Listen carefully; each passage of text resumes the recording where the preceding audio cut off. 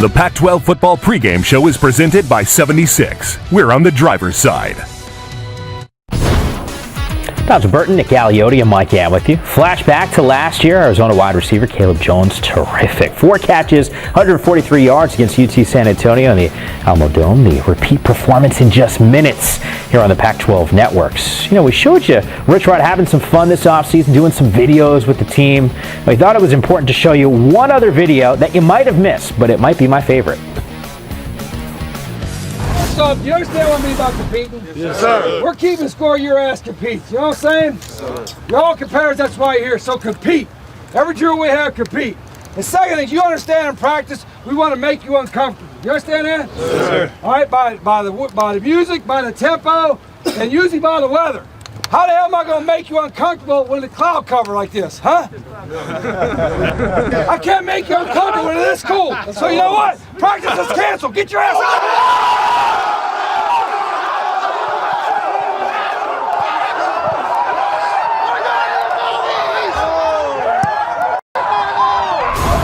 That's still my favorite line. Whoever screams we're going to the movies. Because it almost sounds like you're getting a car, you're getting a car, you're getting a car.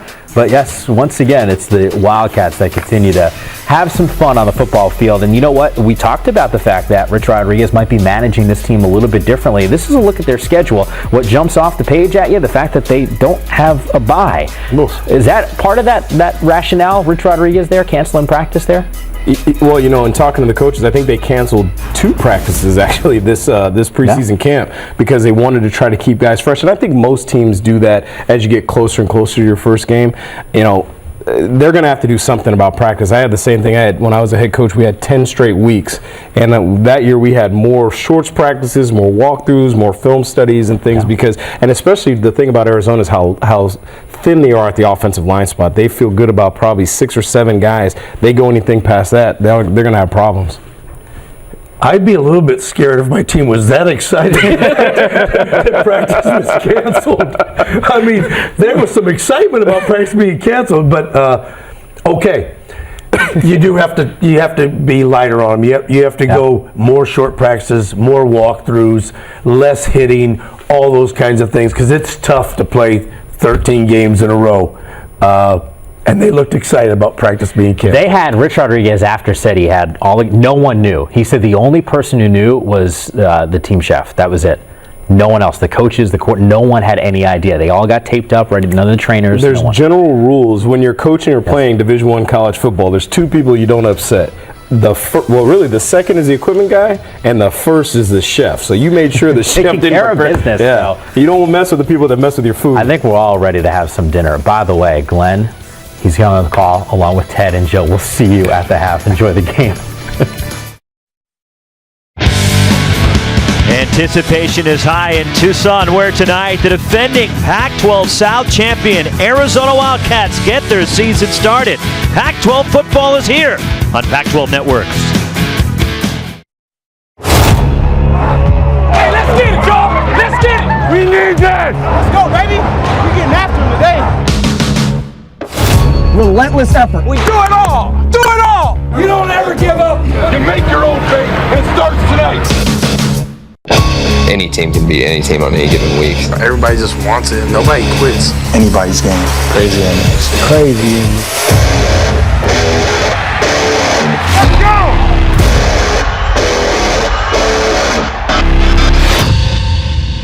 Caught in the end zone! Caught for a touchdown! It's good! What a finish. And that was spectacular. Are you kidding me? Oh my! Unbelievable. This is what college football is all about. Don't step away from a Pac-12 game.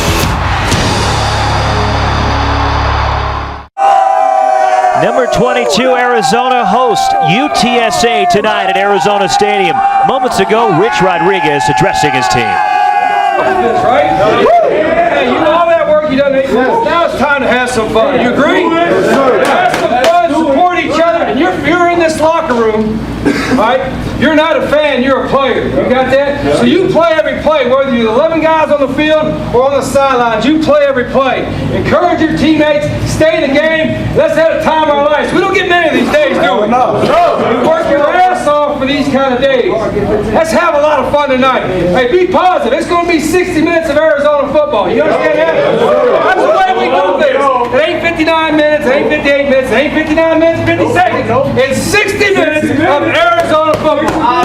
They got to know when they play Arizona. Everybody plays Arizona. You lay shoes up tight.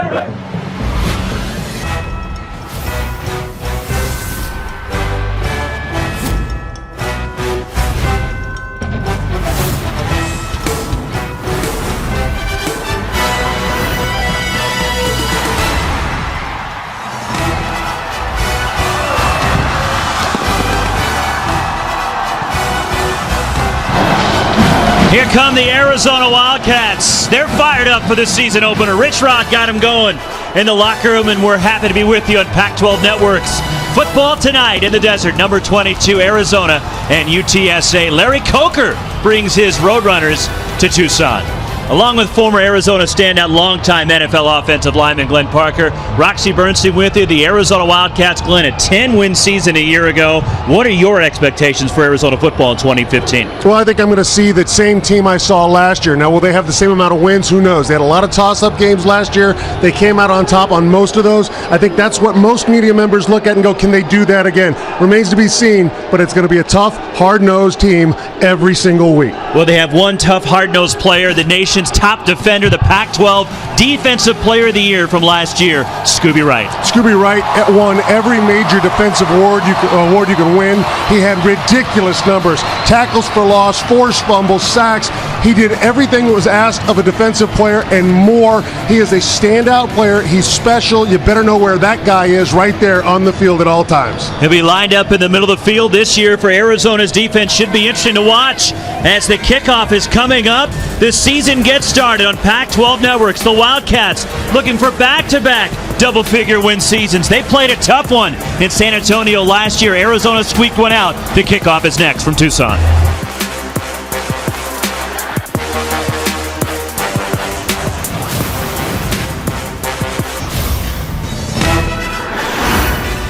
We're in the desert in Tucson, number 22, Arizona and UTSA opening their season tonight on Pac-12 Networks.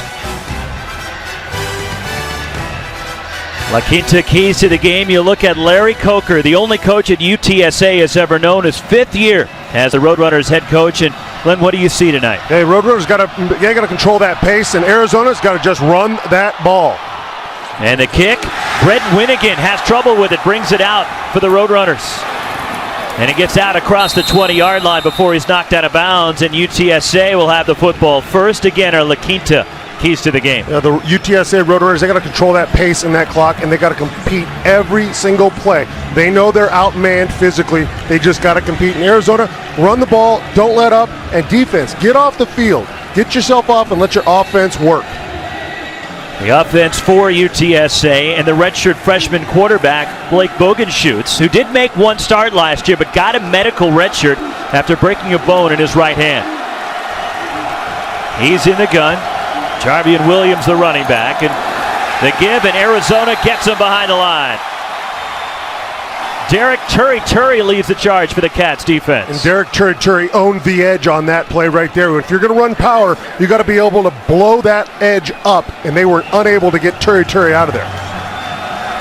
Loss of 2, back to the 20. On second down, Bogenschutz on the move, and it's intercepted. Touchdown Wildcats. Anthony Lopez steps in front, and he takes it to the house, and we're 35 seconds into the season, and a defensive score for Arizona.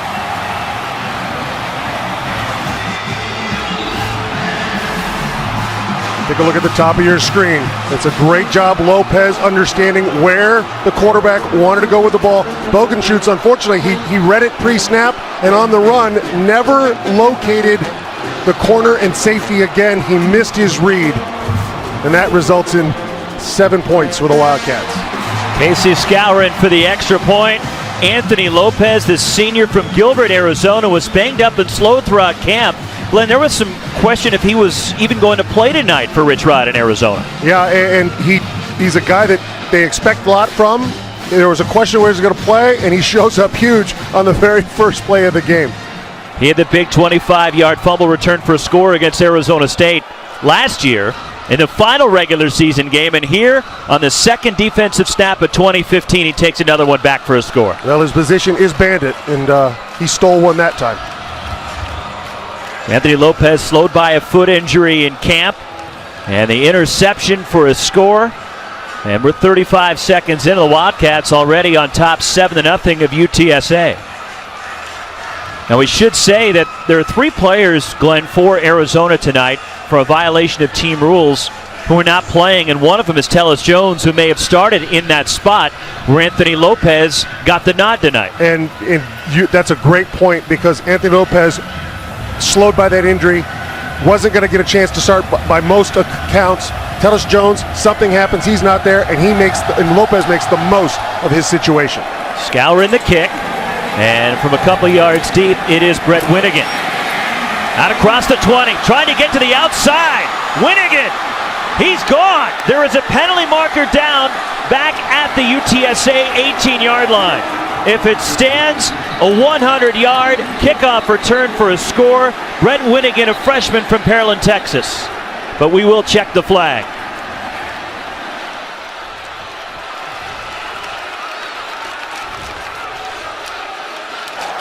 During the return, personal foul, illegal block below the waist, receiving team number 28.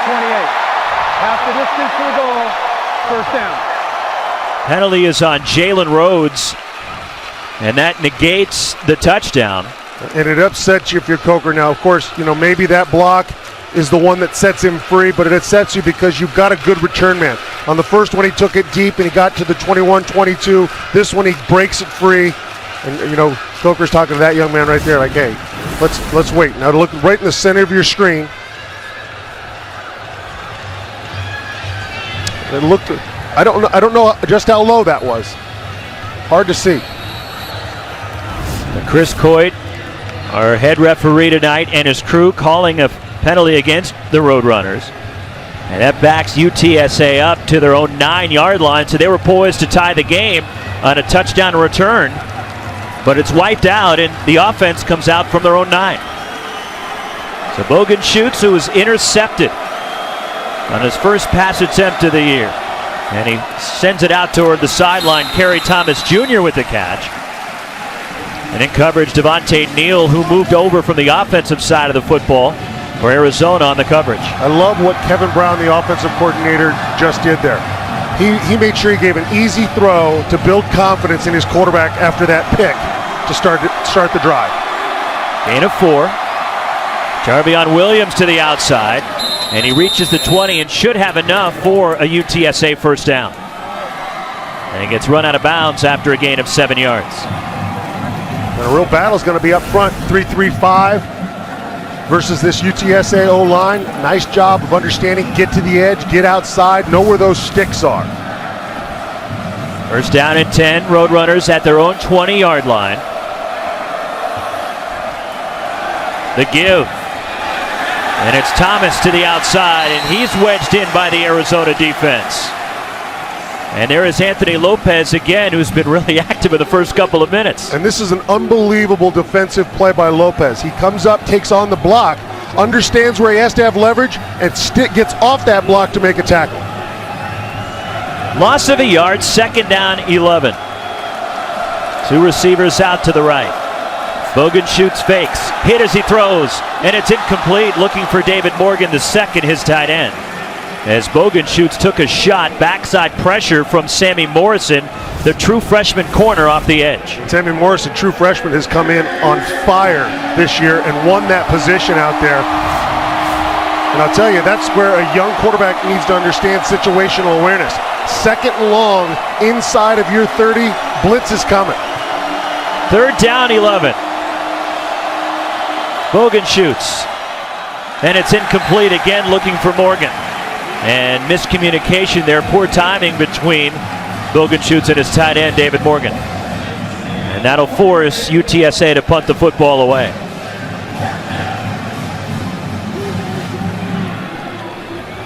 Yanni Routsis, the redshirt freshman from Houston, Texas, the punter for Larry Coker and UTSA.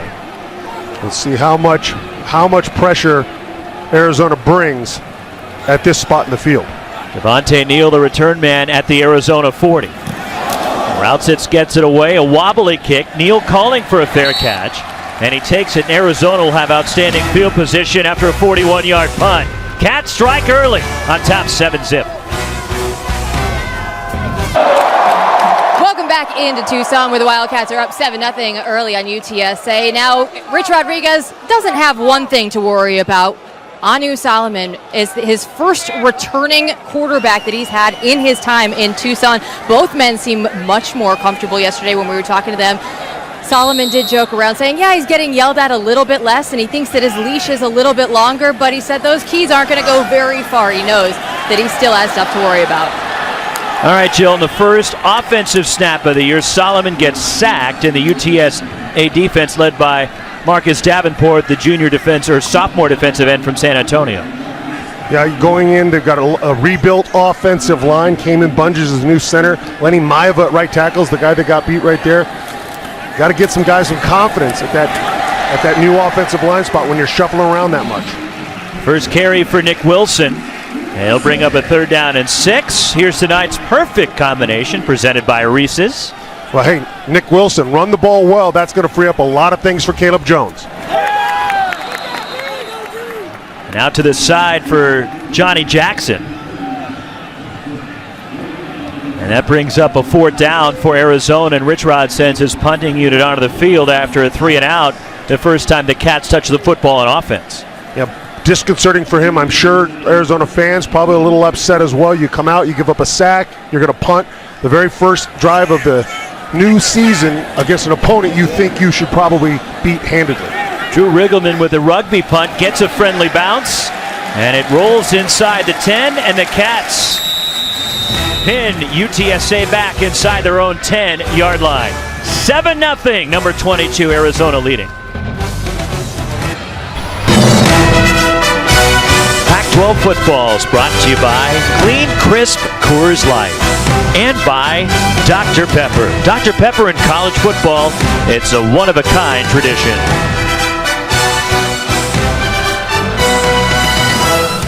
The defensive touchdown has Arizona on top 7-0. The Wildcats jump offside, and 1st down, and Blake Bogenschutz goes downfield for Kerry Thomas.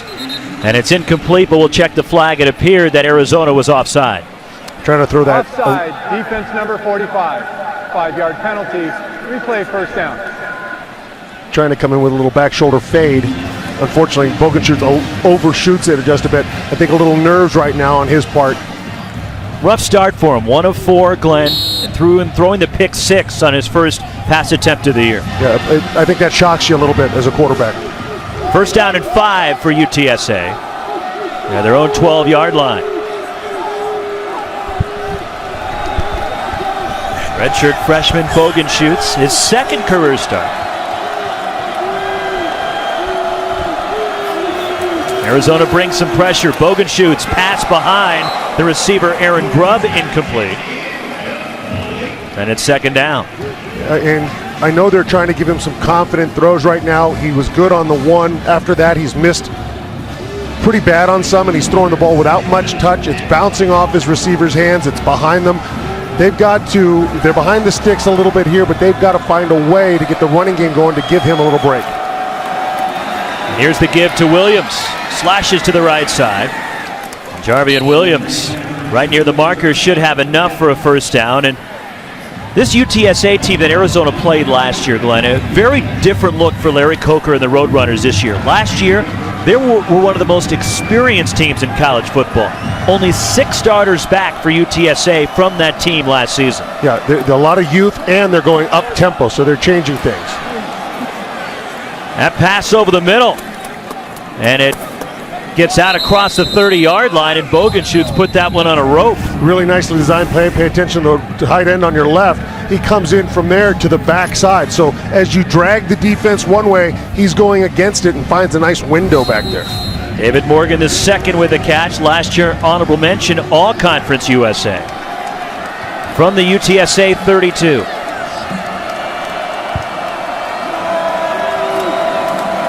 Faking, Bogenschutz, too high, intended for Kerry Thomas Jr. Devontae Neal there, defensively for the Wildcats. Very much the same concept as the last play, except rather than the tight end from the slot, it's one out to the wide receiver, Kerry Thomas.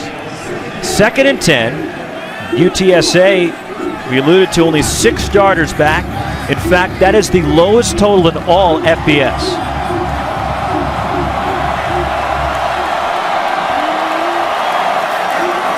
Trouble with the handoff. It's loose. Who's got it? Arizona thinks they do. That ball was squirting around, and you had a quarterback going against the lineman. It looks like the quarterback won it. Luckily for the Roadrunners, it was Bogenschutz jumping right back over the football. This is one of the problems, that mesh right there. Both guys think the other guy has it.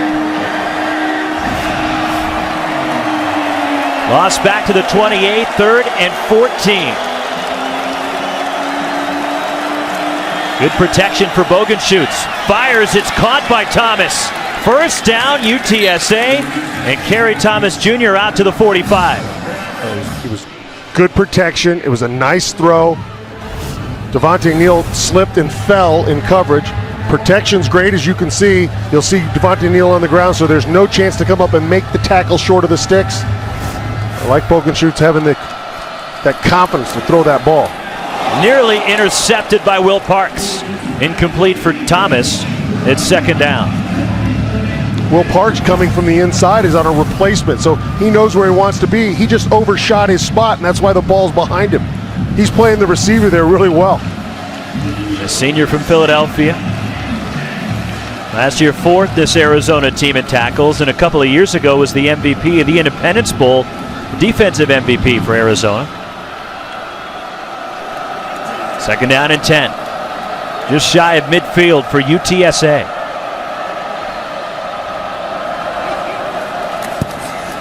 And the give. Jalen Rhodes, the redshirt freshman, is tripped up just shy of midfield. He got 2. And it's Anthony Lopez. Also Sammy Morrison there for Arizona. Young freshman did a good job, Sammy Morrison, of coming up and using leverage to get Jalen Rhodes down. Understanding from the outside in, make him come back to your help. 3rd down and 8 for UTSA at the Roadrunners' 49-yard line.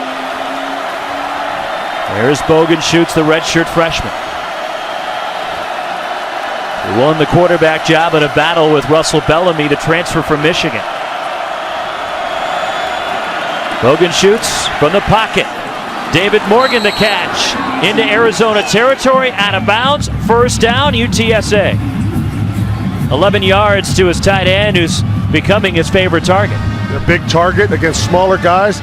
Great job of protection. Pressure's dialed up. They're bringing the house. Morgan one-on-one out there does a nice job just using his leverage, using the field to be where he's supposed to be. At the Cats' 40-yard line. The give is to Rhodes. And he gets pushed out of bounds after a nice gain of 7 by Will Parks. Brings up 2nd down and short. Nice answer, though, so far this drive by UTSA. It's a great job of not letting their emotions get the best of them. A horrible start to the night. You don't do anything your first series, but your defense plays great. They give you a chance, and here you go. 11th play of this drive. Bogenschutz play action. Under pressure. Penalty marker is down. Bogenschutz throws it away in the area of holding. They're going to get Jordan Gray, the right tackle, for the hold. It's easy for the officials to spot that kind of thing. 10-yard penalty. Replay, 2nd down. Chris Coyd, our referee, tried to spare him, but you pointed it out, Glenn, that it was Jordan Gray, the senior from Fort Worth. I think technology tried to spare him, and I don't like calling out the big fellas at all. But no, you don't. It was pretty obvious what happened there. Anthony Lopez with the pressure there. Back to the 43, 2nd down 13 for UTSA. Stacked receivers on both sides for Bogenschutz.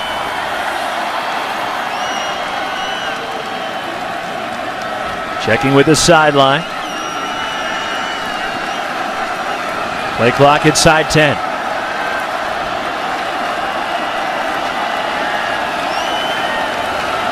They just do get it off.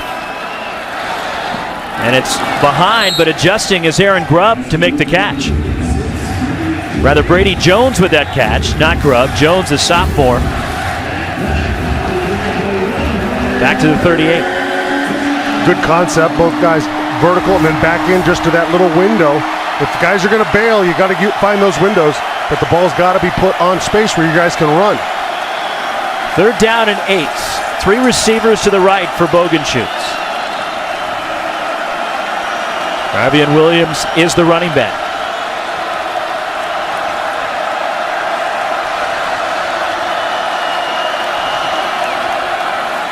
Here comes pressure. Bogenschutz toward the sideline. David Morgan the catch right at the marker. It's going to be awfully close. Cam Denson there for Arizona defensively. They mark it just short. Morgan does a great job at getting to this ball. I think he caught it over the line and was knocked back, but it's very, very close. They're going to spot it short. So 4th and less than a yard, UTSA showing they will go for it. And they need to. This is a great decision by Larry Coker. You need to get this first. Travion Williams is the running back. In motion goes Kerry Thomas. Williams up the middle. 1st down, Roadrunners to the 25 and down to the 24. Devontae Neal chopped him down, but Larry Coker going for it, and the Roadrunners get that important 1st down. You see this? It's your pull. You bring your big fella around. It's a great job. Jalen Rhodes understanding where the sticks are and where his bread is buttered. 1st down and 10 from the 24. Williams hit at the line and dropped. And a gang of Cats there to bring him down. Good job by the Arizona defense, penetrating, not letting Rhodes follow his blocks. Rhodes is a very patient runner, but if you can get in there and make him stop his feet, that's what the defense did that time. Now you have a chance for everybody else to converge. No gain, 2nd and 10. 16th play of the drive. Travion Williams sweeping right, and he's knocked down at the line of scrimmage. Devontae Neal, the corner, playing the run nicely. And it's a great job by Devontae Neal setting that edge. Your defense is getting pushed. He comes up. He knows he's got to play outside leverage. He's going to come in here and turn this Williams back under. It's a nice job. Also Jake Matthews, the linebacker. 3rd down and 9. Officially 1-yard gain for Williams on the 2nd down carry. Look for UTSA to just try to get their 5. Just try to get it manageable to that 4th down. Bogenschutz, good protection. Again for Morgan, who makes the catch. And it's a little bit short of the 1st down. Neal, the tackle, that was almost like a power forward in basketball, boxing a guy out to create some space to make the catch. Hey, good tight ends use their body well. They use that size advantage. Right now, David Morgan is having a great evening. You see his body is in perfect position. He reaches up, strong hands. He doesn't let the ball get to his body, so he defeats the strength of the DB. That's a great job by David Morgan. 1st career field goal try for Daniel Portillo, a sophomore from Austin, Texas. This would be a 33-yarder. Out of the hole to the punter, Routsis. And Portillo missed. He hooked it left. Tough break for UTSA after a nice drive down the field that come away empty. Daniel Portillo, the kicker, just hooked it a little bit. Tough angle. Larry Coker was not too pleased.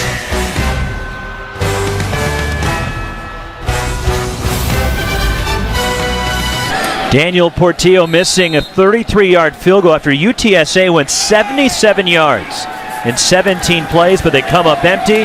Anu Solomon on 1st down, looking deep, and almost a circus catch from Caleb Jones, and a penalty marker, though, on the play, which will probably be pass interference against Bennett Okocha, the corner. Bennett Okocha was grabbing his right arm of Caleb Jones so that he couldn't free himself. They were pushing off of each other, but then he grabbed it and pulled it down.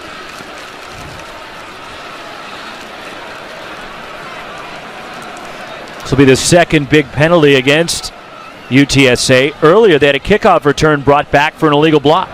There are fouls by both teams on the play. An eligible receiver downfield, offense number 77. Pass interference, defense number 21. The foul's offset, replay first down. Okocha called for the PI. Lene Mayaba, the right tackle, ineligible receiver downfield. Yeah, you know, when you have run-pass option like that and you're allowing guys to go that 3 yards, some guys get a little aggressive. They go to 4 and 5. Replay first down. Solomon on the move. And he trips himself up as he crosses the 20-yard line.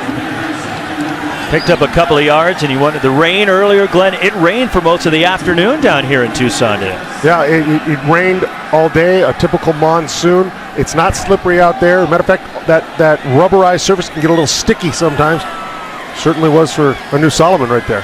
2nd and 8, Solomon underneath. And that's Nate Phillips with the catch. Shy of a first down, brings up 3rd and short. Well, they need to get this first down to keep that defense, their defense, some rest and off the field. 3rd and 1. Up the middle. Should have enough. It'll be close for Nick Wilson, but appears to have enough for a first down. It is very close, depending on how they spot this. We'll take a look. He's going to follow the block of Kerr. Josh Kern is tight end. He gets there and just gets enough. Solomon on the move. Out across the 40, another first down for Arizona. David Richards, the senior from Palmdale, California, with the reception. Well, again, it's that zone read with that run-pass option. As he clears, does he keep it or does he throw? He sees what he wants. He takes that throw. That's, so he's making 2 reads there. The first, whether to give the ball or keep it, and the second, whether to throw the ball or run. From the Wildcats' 42-yard line, 7-0 on a defensive score from Anthony Lopez. This time he gives to the running back. And a short gain. And so much of what they do is this very thing. He's going to read here first, but now his eyes come up, and if he sees what he wants, and he sees that safety backed off, he's got an open space to throw, take the yardage right there and then. 2nd down, 8. Solomon keeps, throws over the middle. Just too far out in front, incomplete. Solomon had his receiver Phillips open. He would have been off to the races. Just threw it out there a little too far. It broke open immediately. Solomon knew it, and he just got too excited and put too much on this ball.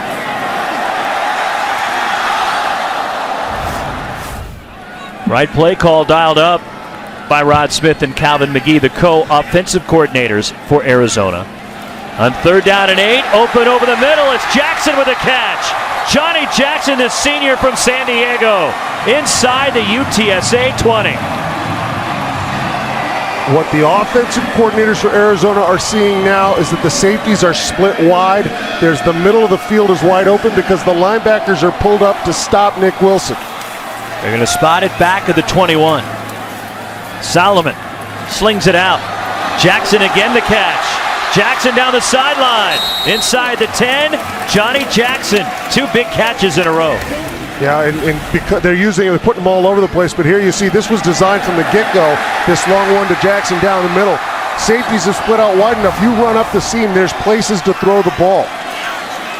1st and goal. Wilson gets to the 5. Push it back to the 6. Short gain. Kevin Strong on the tackle. And Jackson getting some opportunities tonight. One of the other players that's out tonight for a violation of team rules is Samaje Grant, one of the top receivers. That's right, and you have to make the most of your opportunities. In this offense, they tell you, you're going to get your chances. Just be out here. Show up. You'll be successful.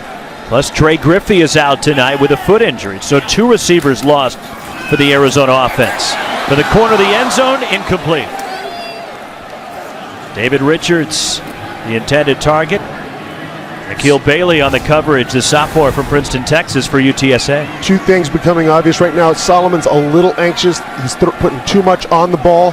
That will he'll hopefully calm down, but the offensive line needs to attack more. They've got to be stronger. For the end zone, touchdown! David Richards with a first offensive touchdown for the Wildcats in 2015.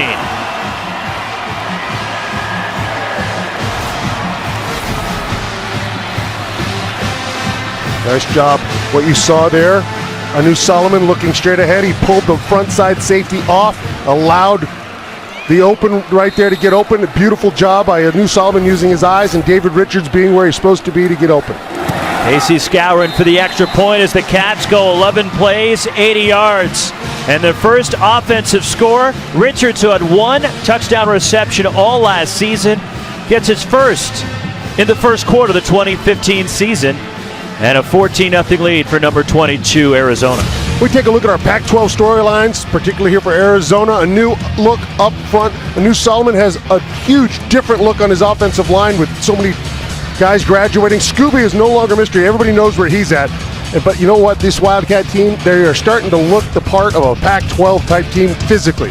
And there is not a single bye on this schedule. It is straight through. They are not going to have a chance to rest players. They're not going to get their days off. They have to manage the rest for all these guys on the roster. Rich Rod's team, one of 5 teams in college football this year that will not have a bye. Another Pac-12 team, in fact, Colorado, is going to play 13 straight weeks. They start tonight. They'll kick off over the islands against Hawaii coming up in a little bit. Rainbow Warriors, another team that is not going to have a bye this season. And Arizona, 12 straight weeks of football. Brett Winnigan on the return out across the 20 and a big hit. Let's take a look at the drive summary brought to you by 76 and David Richards, the touchdown catch. It was efficient. They put themselves in some holes. They missed some easy throws. It could have probably happened quicker for them. Probably for their defense, it's a good thing it took a little longer. Defense, hey, UTSA, these Roadrunners, they did exactly what they wanted to do that last drive. They controlled the pace. They controlled the clock. They kept that offense off the field. If they can finish it out with points, this becomes a long night for the Wildcats. And Arizona in danger of having too many men on the field, some confusion coming on for first down. 30 seconds and forces Arizona to burn a timeout here with 2 minutes to go in the first quarter.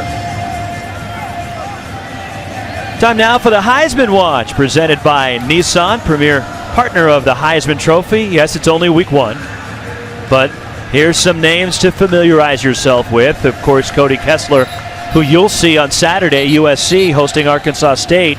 The final game of our quadruple header on Pac-12 Networks on Saturday. Yeah, and Trevon Boykin, the quarterback at TCU, outstanding year last year. And of course, they're ranked very, very high. And Nick Chubb, very good running back for Georgia. I'd also put maybe Deshaun Watson for Clemson in that mix. I think he has a chance if they can get through some hurdles in that ACC schedule. He could be in that mix. Bogan shoots on first down, the handoff. It's Williams. And Jarvian Williams, nice 7-yard gain, just shy of the 30. As Williams, a junior from Converse, Texas, last year ran for 325 yards and averaged nearly 5 yards a carry. Also had 14 catches out of the backfield, a versatile back for Larry Coker and UTSA. Bogan shoots, completes the pass for a first down. Goes to Kenny Bias, the senior from San Antonio, who's really a big play threat for the Roadrunners. Cam Denson there defensively, but Bias, last year, averaged close to 19 yards a catch. I've been impressed with the protection and the run game so far for these Roadrunners. It tells me that offensive line's doing a nice job up front early on. Jarvian Williams, it's out across the 35. DeAndre Miller on the tackle for Arizona as we're approaching the final minute of this opening quarter in Tucson with number 22 Arizona leading 14-0.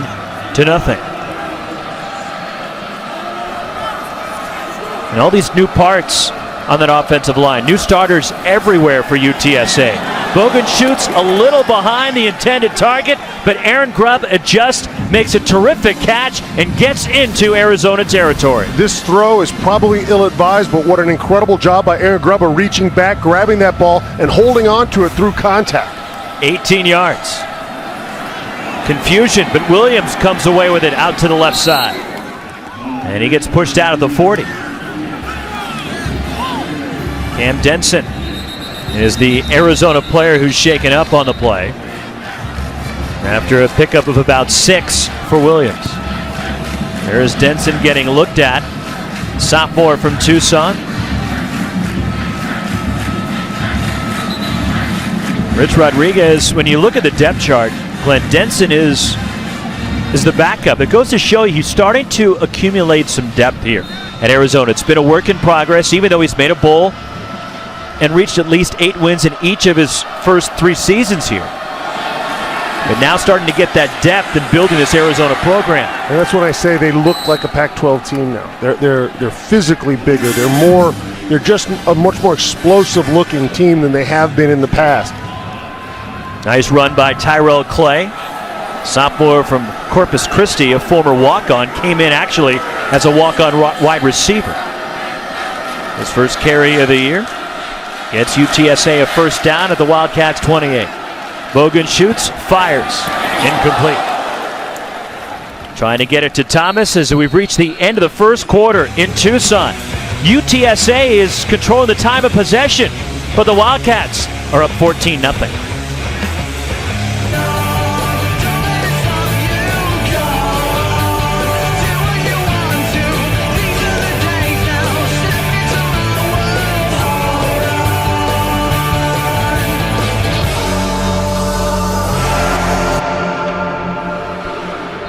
Along with Glenn Parker and Jill Savage, Roxy Bernstein with you. Opening night of football on Pac-12 networks and a good first quarter for number 22 Arizona.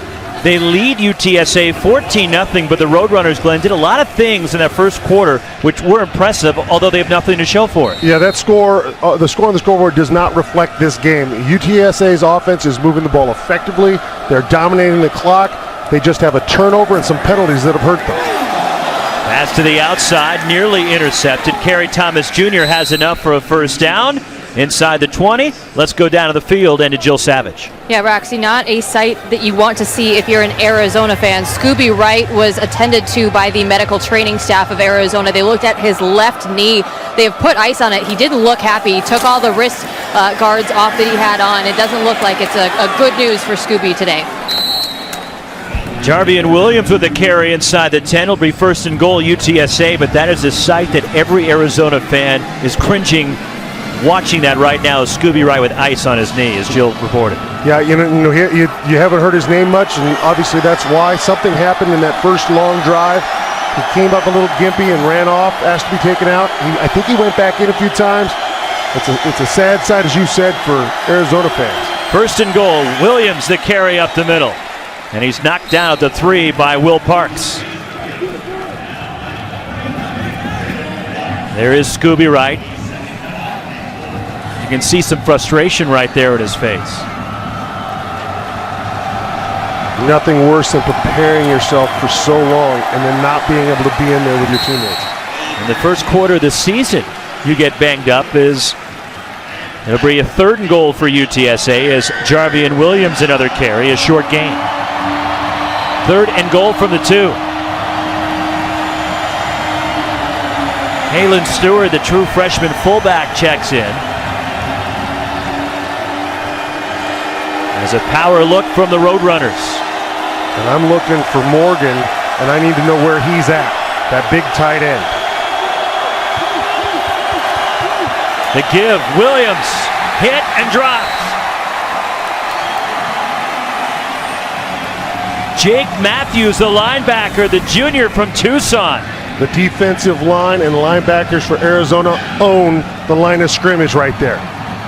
The one thing that is tough, you're undersized on your offensive line for UTSA. In the open field, there's a lot of movement, some personnel groups, you hide a lot. When you're on the goal line, you've got to have a little lead in your butt, and right now they're lacking that. Daniel Portillo, a short field goal from a tough angle, missed from 33 earlier. And he gets this one to go through. And UTSA gets their first points of the night. Daniel Portillo with the field goal, 14-3 Arizona.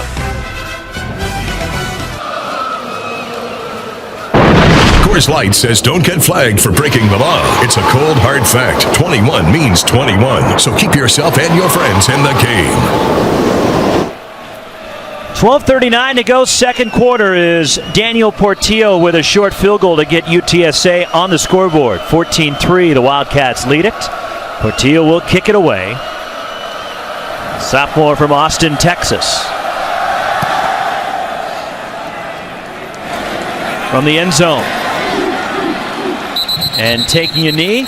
And it'll come out after a touchback for the Arizona Wildcats. Let's go to San Francisco for an update. Here's Mike Ham. All right, Roxy, time for your Trans-America game break. We check in on Michigan and Utah. Travis Wilson capping a 10 play, 74-yard drive. 17-3 Utah on top. He's got 48 yards rushing on the ground.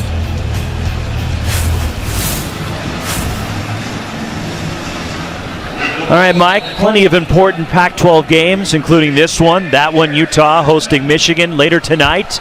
Colorado over in Honolulu. This weekend, Arizona State, Glenn, with a huge game against Texas A&M. It's very excited to watch that game. The job that Todd Graham's done building that program. Ball popped loose. UTSA says they have it. No signal yet. Now we do. UTSA football as Nick Wilson fumbled the football. Mauricio Sanchez, the safety, recovered it. The senior from San Antonio, and Jason Neal forced the fumble for the Roadrunners. Jason Neal does a good job. His right hand right here will pull that thing out, and then he actually slaps it away. That's a great job, Jason Neal. This is what Larry Coker talked about, competing every play. You can't win every battle on the line of scrimmage because you don't have that physical type player. But if every guy does his job and just competes, you're going to hang in there. And right now, UTSA hanging in there. So the preseason All-Conference USA pick Jason Neal forcing the fumble, the senior from Flower Mound, Texas. And UTSA on the plus side of the field from the 30. Bogan shoots the give to Jalen Rhodes and a short gain. Devontae Neal, another tackle. That's now 6 for the former receiver, now corner for Arizona's defense. Second down, 8. UTSA needs to get a touchdown out of this, Glenn. Nice run. And shifty moving from Jalen Rhodes, very close to a first down. Another tackle for Neal. Really impressed with Jalen Rhodes, impressed with David Morgan. This offense is multiple sets, multiple personnel groups. They're putting pressure on the defense to identify where people are. On third and short, UTSA gets the first down. Jalen Rhodes, the redshirt freshman, converts for the Roadrunners. That picture we just saw was Scooby Wright talking with his mom and his dad on the sideline. Not a good sight for Arizona with Scooby Wright on the sidelines. And the defense out on the field as Bogan shoots, fires for a first down. And again, his tight end, David Morgan II. 5 catches for Morgan. David Morgan's a beast. This guy finds his way open, uses his body well, strong hands. He's a big body out there. You got to figure your safeties can see him, right? Rhodes tripped up as he gets inside the 5 by Anthony Lopez. But Morgan had a huge game against Arizona last year. Career best, 5 catches, also had a 10-yard touchdown catch, his only score of last season, and he's had an impact in the first half here tonight. Well, that 3-3-5, it's built with more speed on the field than size, so a tight end's a tough matchup for them. Arizona trying to get a timeout. They get it as Rich Rodriguez plus a couple of his coaches coming out. Some frustration for the Wildcats. UTSA on the move, trying to get into the end zone.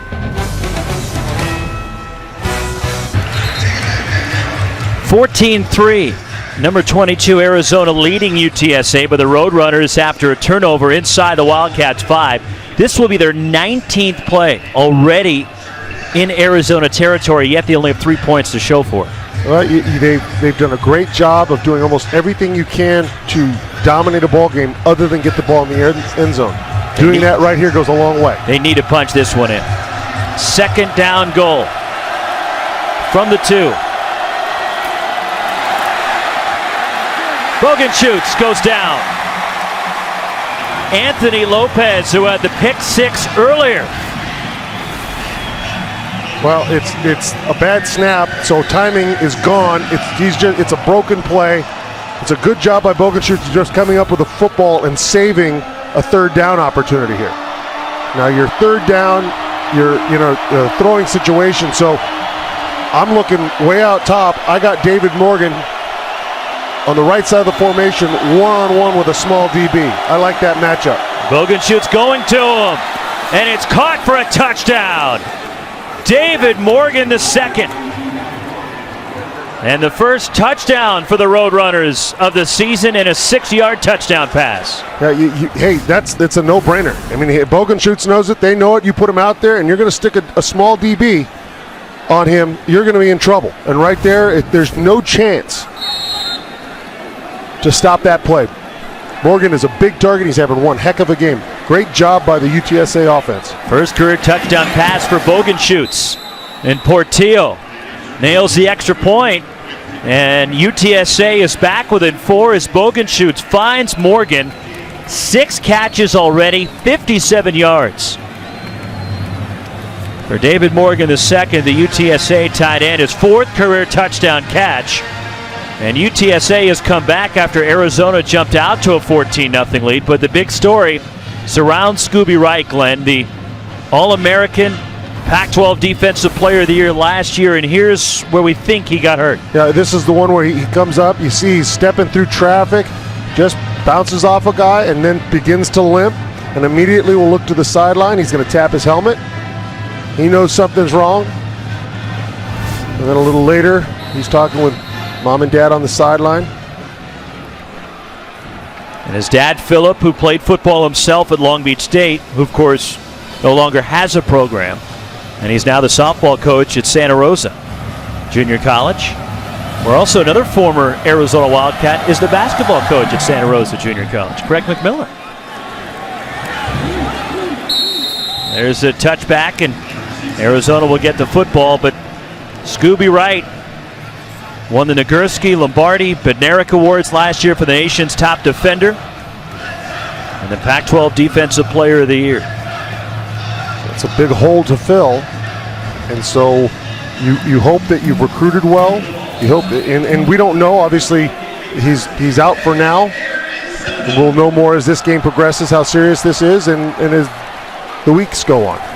You hope it's nothing serious, and you hope you see him again back on the field tonight if you're Rich Rodriguez in Arizona. Anu Solomon.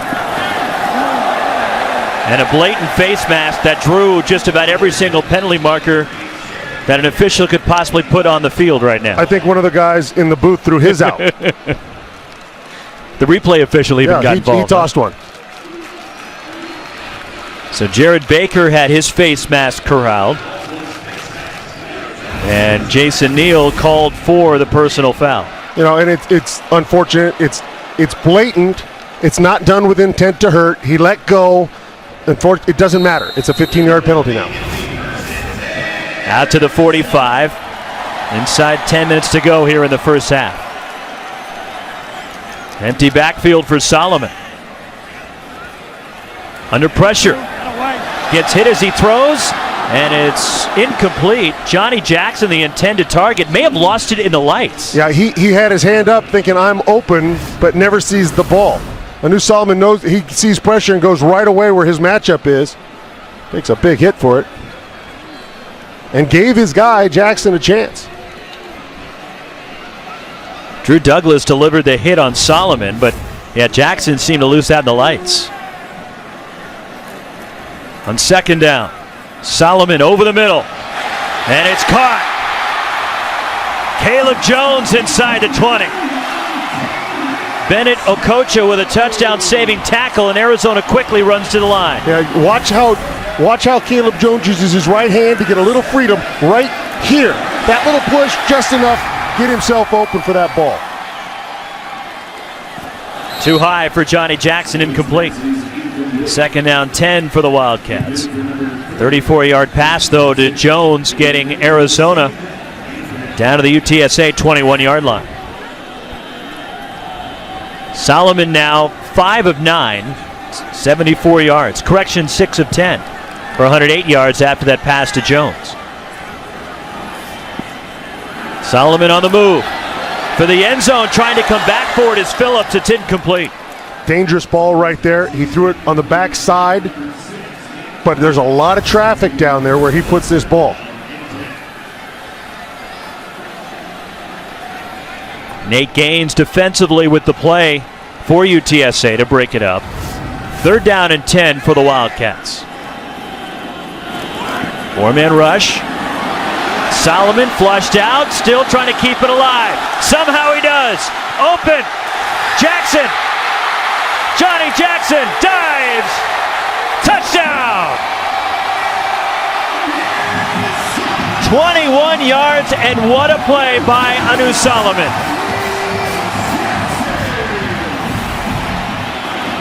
Anu Solomon just avoiding pressure. Defense looks like me trying to catch my dog.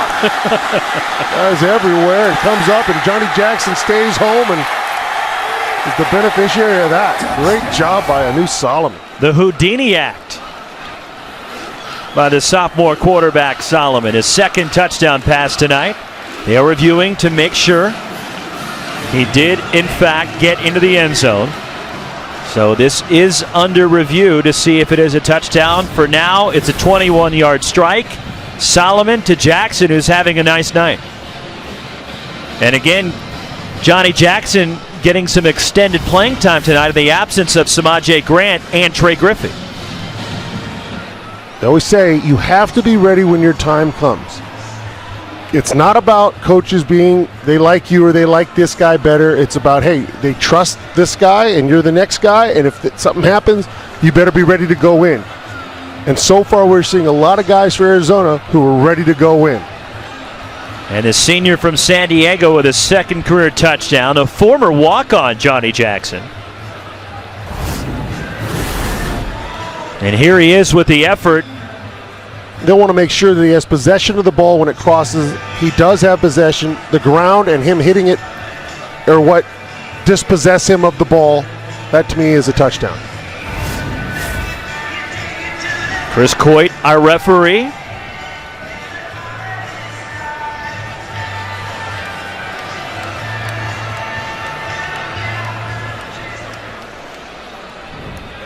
He's telling us it is a touchdown. So a 21-yard score, Anu Solomon to Johnny Jackson.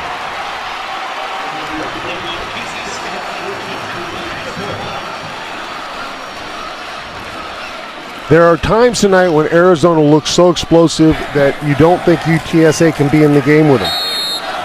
And then there are times they have hurt themselves and UTSA has exploited them. Casey Scourin for the extra point.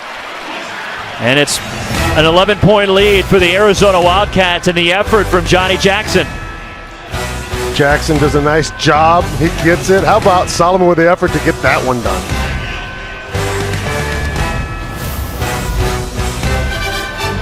Second career touchdown catch for Johnny Jackson, the former walk-on, the senior from San Diego. And it gives Arizona an 11-point lead with that effort. But what a play by Anu Solomon to keep that play alive, Glenn, to allow himself to get the ball out to Jackson. Yeah, the new offensive line, there's a lot of moving pieces. Some guys aren't in there, and he faced pressure right away, got away, kept everything alive, and had his eyes downfield, more importantly.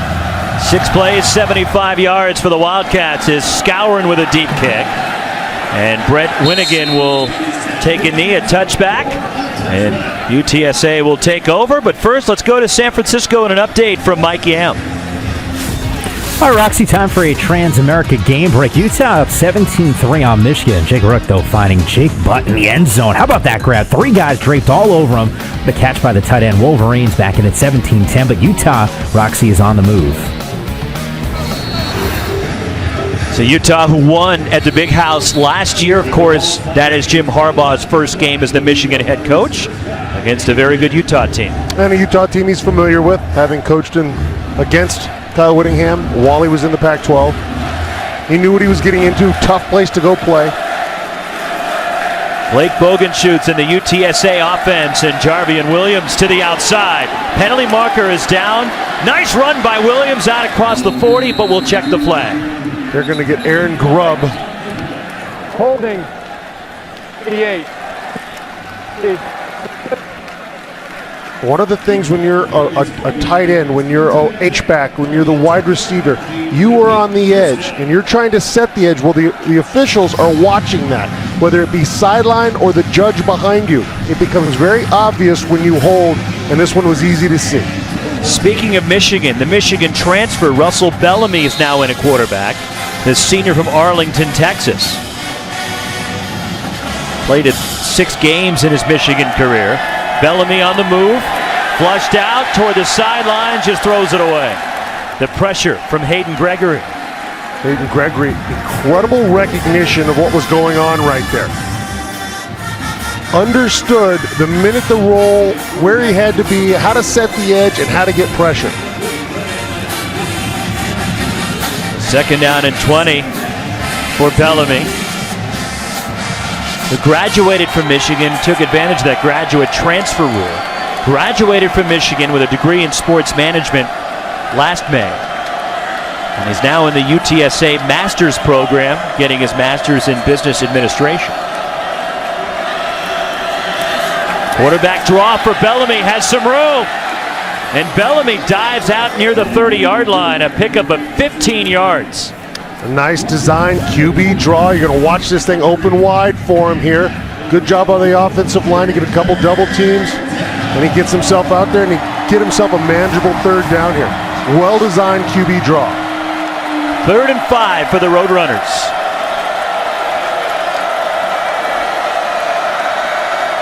In motion is Grubb. Bellamy for Grubb, and it's incomplete. And it's 4th down for UTSA.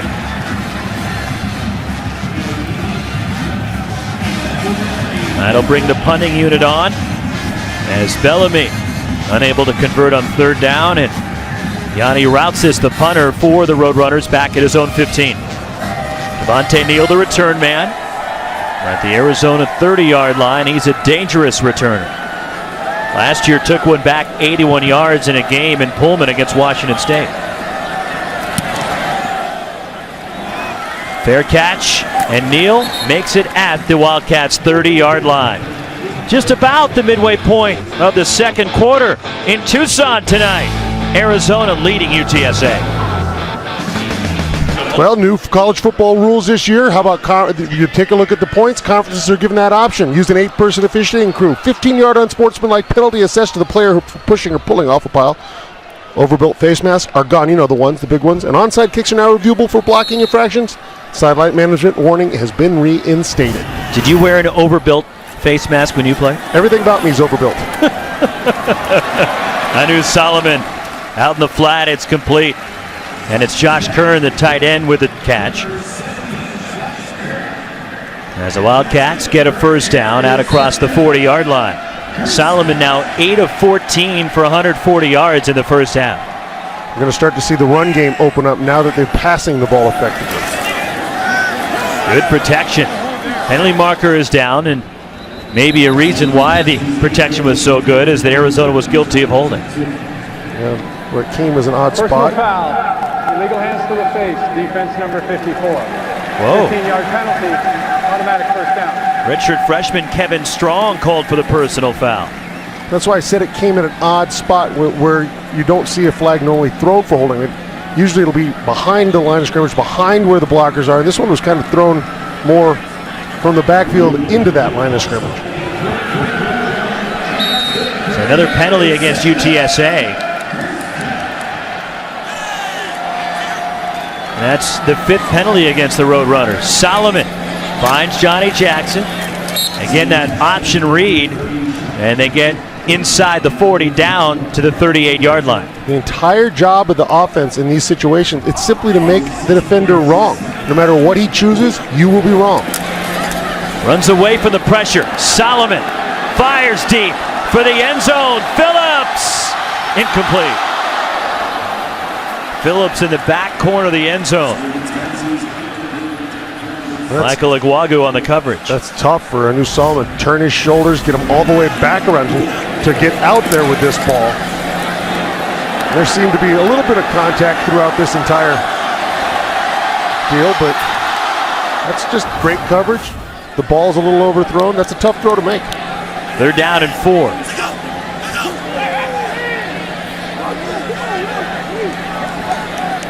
Play clock inside 10. Solomon surveys the field. Anu Solomon fakes the give, pumps, dumps it off for Baker, and it's incomplete. It'll be 4th down and 4 at the 38. Got to assume that Rich Rod and the Wildcats will go for it. I think so, especially where they're sitting. But right now, Anu Solomon just is not sharp. There's a little too much zip on most of the balls. He's just a little off. He's amped a little, I think, and he wants to play well. He wants to be better than he was last year against this team. He just needs to settle down a little bit, get his running game going, make the throws he knows he can make, and he'll be all right. 4th down and 4. UTSA brings a blitz. Solomon toward the sideline, and it's incomplete. Tried to get it to Caleb Jones. Bennett Okocha on the coverage, and a turnover on downs. Solid defense from UTSA. Solid defense. Caleb Jones got really strong hands. He gets him out here on this ball. But it's a great job hacking down with the hands. You saw that. Okocha, good job hacking down, getting that ball out, not allowing the process of the catch to complete itself. Just kind of punched it out of there. And a nice defensive stand for UTSA, and the Roadrunners take over at their own 38-yard line. 7:03 to go in this first half. And for UTSA, a disappointing 4-8 season last year. They went 3-5, finished 4th in the Conference USA West. And a challenging first 3 weeks for UTSA. They'll host Kansas State next and then go to Stillwater, Oklahoma. And Jalen Rhodes runs out across midfield into Wildcats territory. Jalen Rhodes, great job right here of picking his way through traffic. Great job, offensive line, all staying on their blocks. Rhodes almost drops it there, but really impressed with this kid. Rhodes has done a great job all night of finding little angles and getting himself positive yardage. 16 for the redshirt freshman. And it's Bogenschutz back in a quarterback, and the quick hit goes to Kerry Thomas Jr. And he gets inside the 40 to the 39. There's a great example of Morgan, the tight end, using his big body again as a screen and allowing that ball to be completed underneath him. Gain of 7. 4th catch for Thomas. Again, this is Jalen Rhodes, and he runs for a first down. You see how they keep him off balance. It's not simply, they're running the ball effectively, but they're running it at different points. First attack point was off tackle. They come back with a swing pass. They come back with a pass over the middle, and then they come back with a little outside zone. Spinning inside the 25, Aaron Grubb with another first down for the Roadrunners. The Roadrunners really have the Wildcat defense off balance, and granted, it's a Wildcat defense that has some new guys in it due to injury and or whatever other reasons, but they are doing a great job keeping them off balance. The pursuit, and Rhodes goes down, maybe gets a yard. And Derek Turi there for the Wildcats. Again, in case you just joined us, Scooby Wright was injured in the first quarter and has not come back. That's some ice on his left knee. Here's a draw to Jarvian Williams, wrapped up behind the line. Reggie Gilbert, who was granted a 5th year of eligibility, and a 2-time honorable mention All Pac-12 academic selection, with a nice defensive play getting into the backfield. Showed some great strength to take down Rhodes with one arm there. 3rd and 11. Roadrunners at the Arizona 23. Bogenschutz steps up. He'll run. Bogenschutz trying to get to the outside is tripped up. Brought down by Devontae Neal and Sir Thomas Jackson. UTSA is going to take a timeout here. They're talking it over. 4:41 to go, second quarter. It's 21-10. Number 22 Arizona leads UTSA as Here's Blake Bogenschutz trying to run for the first down. Bogenschutz really wanted Morgan over the right down the seam. It wasn't there. He did a nice job of taking off. Great job by Sir T. Jackson getting there to stop him. 5 football games this weekend on Pac-12 Networks. Coming up tomorrow night at 5, Weber State, Oregon State. Gary Anderson's debut as the head coach of the Beavers, and a quadruple header on Saturday, which kicks off at 11 a.m. Mike Leach in Washington State against Portland State. Then Cal, Jared Goff taking on Grambling State. At 5 o'clock, number 7 Oregon with Vernon Adams at quarterback against his former team. He transferred from Eastern Washington. Vernon Adams, the new quarterback for the Ducks. In the nightcap at 8 o'clock, USC and Arkansas State in LA. Daniel Portillo on for a field goal try. And Portillo now 2 for 3, connects from 33 yards. And it's an 8-point game, 21-13. Arizona with the lead as UTSA after the field goal after the timeout decides to kick the field goal. And here is, as Anthony Herron dubbed him, Glenn, big play VA. Yeah, big. He had a great career at Eastern Washington. He steps into this role now. I think he'll remind Duck fans and the rest of the Pac-12 of like a Jeremiah Masoli. He's a guy that's probably a little better in the run game than he is in the pass game. He's still going to be very effective in that offense, throwing the ball. I don't know that they, obviously they're going to lose a lot from what Marcus Mariota was, but it does not by any means mean that they're going to be down. They have so much talent, and he's another one added to that bunch. Well, the last couple of years, as playing quarterback for Eastern Washington, he went up against Pac-12 teams and did extremely well in both games. In fact, he engineered an upset of Oregon State as the Eagles went into Corvallis and knocked off Oregon State, Mike Riley's team, 2 years ago when the Beavers were ranked in the top 25. And then last year in a shootout, a tough loss against Washington. But Adams played tremendous in that game against the Huskies in a solid defense. On the return, and brought down shy of the 20-yard line is Jared Baker. Is time now for a Red Vines sweet moment. Well, how about the paths of the two people? Johnny Jackson in the white, Anu Solomon in the yellow, and those look like sweet red vines. What an incredible play by Anu Solomon. Johnny Jackson get himself open. The Wildcats get themselves 7 there. Wildcats, 4.5 minutes to go until halftime. 8-point lead, and Rich Rod's offense going back to work. Anu Solomon, 9 of 18, 146 yards passing, 2 touchdowns in the first half. Yet to get the running game on track, though, the Wildcats. And it's Jared Baker, the handoff for a short gain. And Jared Baker's been in quite a bit. We haven't seen Nick Wilson since that fumble where Neal dragged it out of him. Being punished a bit. Second down and 9. Solomon rolling right toward the sideline, and it's caught. David Richards, first down, Arizona. Out to the 33, 14 yards to the senior Richards. David Richards, another one of the big wide receivers that Arizona has, 6'4", 213. Of course, Caleb Jones is another big one at 6'3", 215. Good possession guys with strong hands that go out and catch the ball away from their body. Hand off up the middle. And it's Jared Baker again. And he gets out across the 35, a pickup of 4 to the 36. As an Arizona fan, you're looking at your clock. You do not want UTSA to get themselves in another position. You want to have a very good drive here. Solomon throws. Caleb Jones with a catch. Nudges out across the 45 to the 47. And the big target, the transfer from Texas with a first down catch. He's really developed into a very good receiver. Again, you watch him in practice, you see him go up and snatch balls out of the air, but he's so strong with his hands. Football family, his dad Robert played 10 years in the NFL. This is Baker again across midfield. And Jared Baker into Roadrunner territory to the 49. Here's the previous play. Caleb Jones at the top. Stop route, just come up, find that window. It's over the sticks. It's a nice job of knowing where you are on the field, but you see him reach out. He rarely lets the ball get to his body. That's a sign of a very good receiver. Huge numbers for Caleb Jones last year. As Jones averaged 14 yards a reception, 9 touchdowns.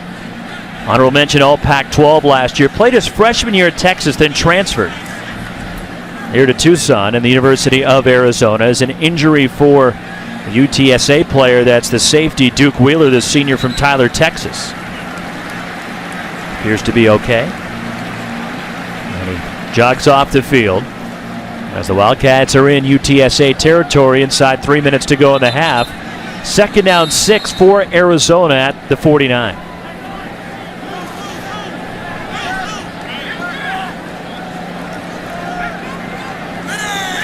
Four receivers for Solomon. Solomon deep over the middle, too far for Nate Phillips. Phillips was open, and Solomon again, which you noticed earlier, Glenn, just a little bit off the mark tonight. Well, this one, he couldn't put as much air as he wanted because the convergence of the two safeties. There wasn't as much room as he thought. He has to get that ball up a little, but that was a little tougher throw, but you're absolutely right. Too many times, there's just a little too much on it. I think he needs to settle down. He'll probably go in at half. The coaches will talk to him. They'll find ways to get him back in his rhythm. Under pressure, gets rocked as he threw the football incomplete.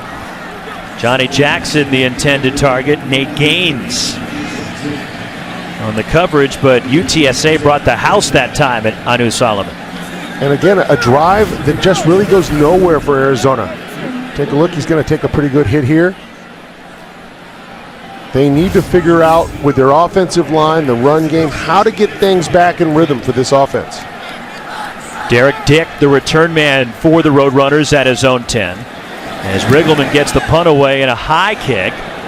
Short coming up and on the move. Derek Dick with the fair catch. And UTSA will have it after a short punt of just 24 yards. There is a flag down on the play. Illegal formation, kicking team. The 5-yard penalty will be added to the end of the kick.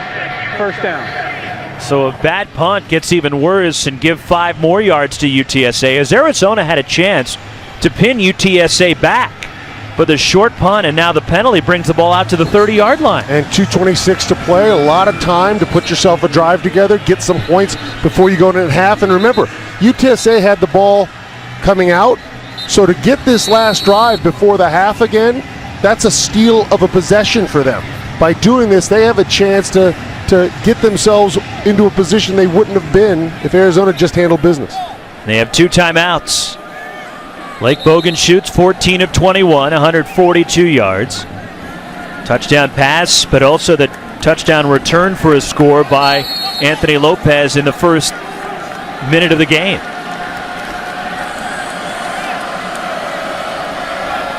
Bogan shoots, good protection. And it's Kerry Thomas Jr. with a catch. Thomas breaking tackles out across midfield. And Thomas into Arizona territory to the 42-yard line, 28 yards. Really nice throw by Bogenschutz. And I love the fact that Thomas didn't look for a place to fall. He looked for some open ground, avoided a few tackles. 5 catches for Thomas. Bogenschutz steps up to run. And he gets hauled down at the 40-yard line after a short gain. And here's that previous play. Simple route, right? But here, not going down. Finding himself some spots, getting that run yards after the catch. 2nd down 8. Bogan shoots to the outside for Bias. Hauls in the high throw, and Will Parks with the hit immediately on Kenny Bias. To the 35, brings up 3rd and 3. Arizona defensively substitutes their entire defensive line. They want some freshness on this 3rd down. This is 4-down territory, obviously, for UTSA. And look again, Morgan at the top. Bogan shoots a low snap, and it's incomplete for Aaron Grubb. Maybe the snap threw him off there, and the timing was messed up between Bogenschutz and Grubb. Yeah, he knew where he was going with that ball the entire time. The snap is low. That kills your timing in this type of offense. Then he takes a pretty good shot for his troubles. Now you look at what they have. If you look to the right side of the formation with Morgan behind, he's got an opening inside on a slant to get over the sticks pretty easy, particularly with his big body. 4th and 3. Bogan shoots. There it is. Morgan Morgan inside the 20. Morgan inside the 10, and he's run out of bounds. First and goal, Roadrunners. You know, there's concepts in football that are everywhere, and you got to know what you're looking at. Top of the screen, simple slant, uses his body right at the sticks. Exactly what we talked about pre-snap. Got to anticipate a little. 30 yards to Morgan, who has 7 catches for 91 yards in the first half. Up the middle to give to Jarvian Williams inside the 5, and barrels his way down to the 2.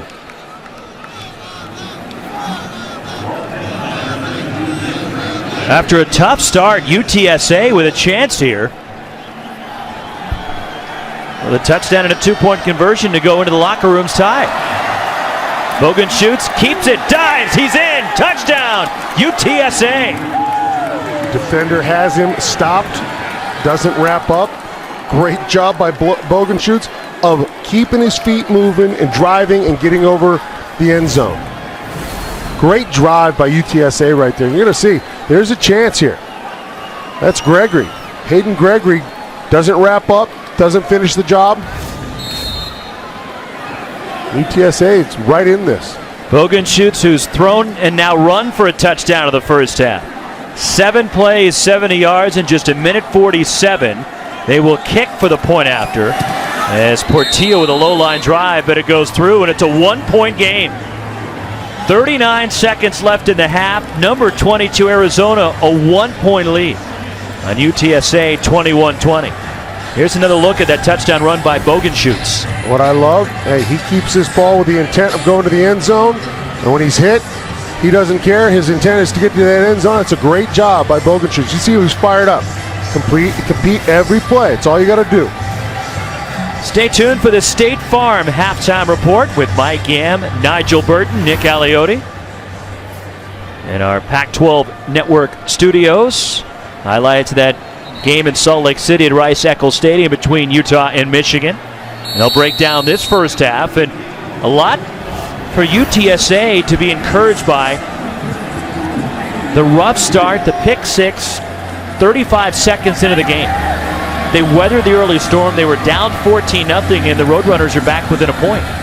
And even with that storm, they looked good. They didn't panic. They came out and had a great drive. They stopped Arizona. Arizona's offense has never gotten a rhythm all night. Couple yards deep. Nate Phillips brings it out.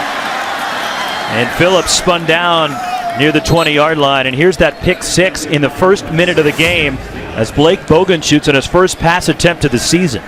And it's just a great job by Lopez. He understanding where Bogan shoots is going to go with that ball. His eyes are in the backfield. He spies it, makes a break. It's a great job again. As you said, Lopez just understanding what he's about to see and going after it. Now the bad news for UTSA is they've left 31 seconds on the clock, and Arizona can strike very quick. And the Wildcats will have 1 timeout remaining. Anu Solomon and the Arizona offense from their own 21-yard line.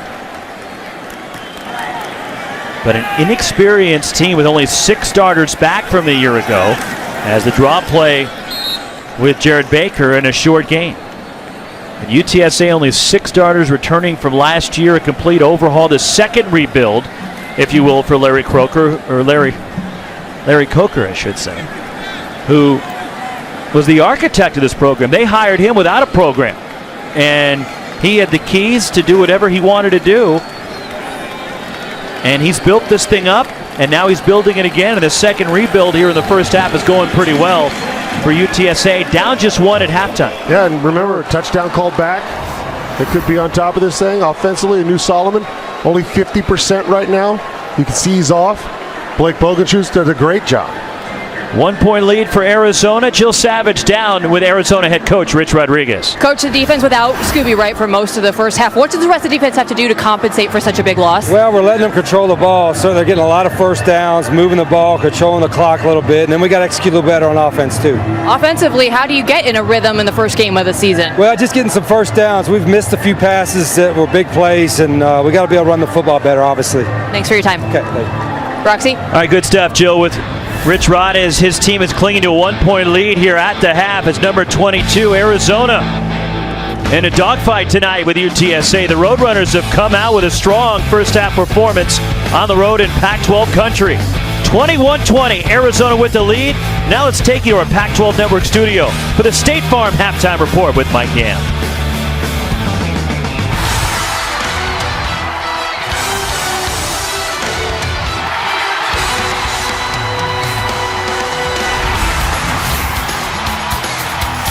Roxy saying it better than I ever could. Clinging right now, Arizona to 1-point lead at the half. Welcome inside our San Francisco studios. I'm Mike Yam for the State Farm Halftime Report. Nigel Burton, Nick Galliotti will join me. We'll get their take on what's happening to this Wildcats team. Not to mention, we'll check in on what's happening in Salt Lake City, Utah right now, handling business against Michigan.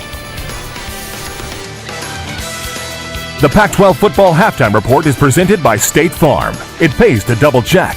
Talk to your agent today.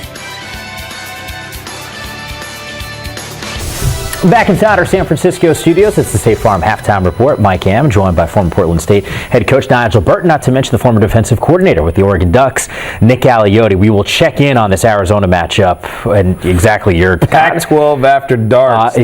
Day one. They are right now in a dogfight. We shouldn't be surprised based off of what we saw last year between these two teams, or maybe we should, considering the lack of starters returning for UTSA. But more on that in just a second. We'll check in on Salt Lake City and Michigan and Utah here, guys. And Devontae Booker plunging his way into the end zone. First half, 14 carries, 21 yards. You're saying that's not exactly Devontae Booker. It kept him wrapped up for a while. Marcus Williams, we're all about the defense. You know, in this game, we've talked about, actually heading into the season, Sac Lake City. It's the secondary that has thrived in this one. Utah, 2 interceptions in that first half. And then another to seal it here at the end. This is a great play, great run. Touchdown, Travis Wilson. It was the defensive end who was responsible for him in the run game. And not only did he miss the tackle, but then he got ear-holed by the pulling guard. He got punished. Travis Wilson's actually done really well in this game. There is a grab. Jake Butt, the tight end. How about that? 3 guys just draped all over him. Wolverines making the run at 17-10. That's a 3rd and 3 here. Justin Thomas. Play of the game. His first career interception, and he makes it count. Makes it count. First career one, goes pick 6. All but seals the deal for the Utes. Almost, but just moments ago, it's Michigan getting on the board here. Samari Darbo into the end zone. Jim Harbaugh's like, oh, we still got some life here. Yeah, so you're saying there's a chance. That's what I'm saying. If I'm not mistaken, the 3rd largest crowd ever in attendance for this game. I think they oversold by 2,000 seats before, so you got to love that. Just less than a minute to go here. Once again, Utah on top, 24-17. We'll keep you updated as soon as it goes final. I will keep everyone posted on what's transpiring in this game. But what have you seen in the early goings here, or I shouldn't say the early goings, what have you seen so far in this game, Coach Galliotti, that has you thinking, all right, maybe Utah is a team that potentially can make a threat here? Travis Wilson's played outstanding. He really has, and we talked about him earlier, about him having to be performed consistent week in and week out, and he's been really hot throwing the ball, has made some good plays with his legs, running on a scramble, then the inside zone read where he kept the ball and went in. He's been the difference in the game to me right now. Yeah, can we talk defense? Because we love talking defense, right? I mean, everybody's talked about who's the better defense. Is it UCLA this year? Is it Utah? Is it Stanford? And Utah, just so much pressure that they were putting Jake Rudock under. Every time he threw the ball, I mean, just showing him getting hit after hit after hit, took its toll, ends up getting a huge pick 6 that almost put the game out of reach, and we'll see how it ends. Now, once again, it is Michigan trailing Utah 24-17. Of course, they're going to be trying to go for an onside kick. Less than a minute to go. And once again, we'll keep you posted here on the State Farm Halftime Report. Meanwhile, number 2 team in the country, TCU, battling Minnesota. We got a potential Heisman candidate in that one. We'll check in on what's happening. The Pac-12 Football Halftime Report is presented by State Farm. It pays to double check. Talk to your agent today. Nigel Burton, Nick Galliotti, Mike Yam with you. State Farm, get to a better state. By the way, Utah just going final with Michigan 24-17. That'll bring a smile to Kyle Whittingham's face. In fact, his former defensive coordinator, his buddy, Gary Anderson, making his debut tomorrow night here on the Pac-12 networks. It's Oregon State. You'll be able to catch it at 5 p.m. The coverage starts in the pregame show starting at 4. Let's check in on what's happened with TCU in Minnesota. It's going on right now. The number 2 team in the country in the first quarter. Horned Frogs were up. Gotta love this. Josh Caraway picking it up. Horned Frogs take over inside the 15. All about the big boys. Big boys up front. Sue and drive for TCU. Trevon Boykin, Josh Doxson. Making it look easy. Good-looking receiver. Right? Making it look easy. Boykin, 21-35 passing, 195 yards and a touchdown. That's a big break. Nick Gore able to recover. Cedric Williams Jr. coughing it up. Minnesota 2 turnovers in the first half. That's going to hurt you. There he goes. Boykin. Boy, that dude's an athlete, huh? You know, for a Heisman Trophy candidate, I mean, he had some good things, but he also made some mistakes too. So we'll see how it looks for him later on. Alcorn State and Georgia Tech. Paul Johnson's squad. His team up 27-0. His freshman and leaned on him. Marcus Marshall, boys, get to know the name. 49 yards into the end zone he goes. 8 carries in this game, guys. 184 yards and 2 touchdowns. That's the first one. As Georgia Tech up 34-0 after that. And there's Marshall again. This time 64 yards. Got some wheels. It's almost 25 yards a carry. That's Aliotti-like. Yellow Jackets, they scored on their first 7 possessions of the game. Arizona, meanwhile, leaning on its defense. Anthony Lopez, the pick 6. More importantly, Arizona up, but just by 1. Second half coming up in just a bit. Sports Clip, your first half MVP. How about this? And take a closer look at some of the plays that Trent Jackson was able to make. 4 catches, 76 yards. And that touchdown. Yeah, that's always a biggie. But I'll tell you what, we got ourselves a ball game between these two teams. Arizona right now up by just 1 at the half. At what point do we hit the panic button if you're Rich Rodriguez? Well, you can't panic. But you're concerned, though. The biggest thing, well, I mean, yeah, the biggest thing you're concerned about is your star linebacker, Scooby Wright, is talking to his parents on the sideline, which really would concern me because that's not just some sprain and let's figure it out. If they're talking to mom and dad on the sideline, I'm really worried. San Antonio's outplayed Arizona in the first half. They have 326 total yards. They're running down the field. They're throwing the ball.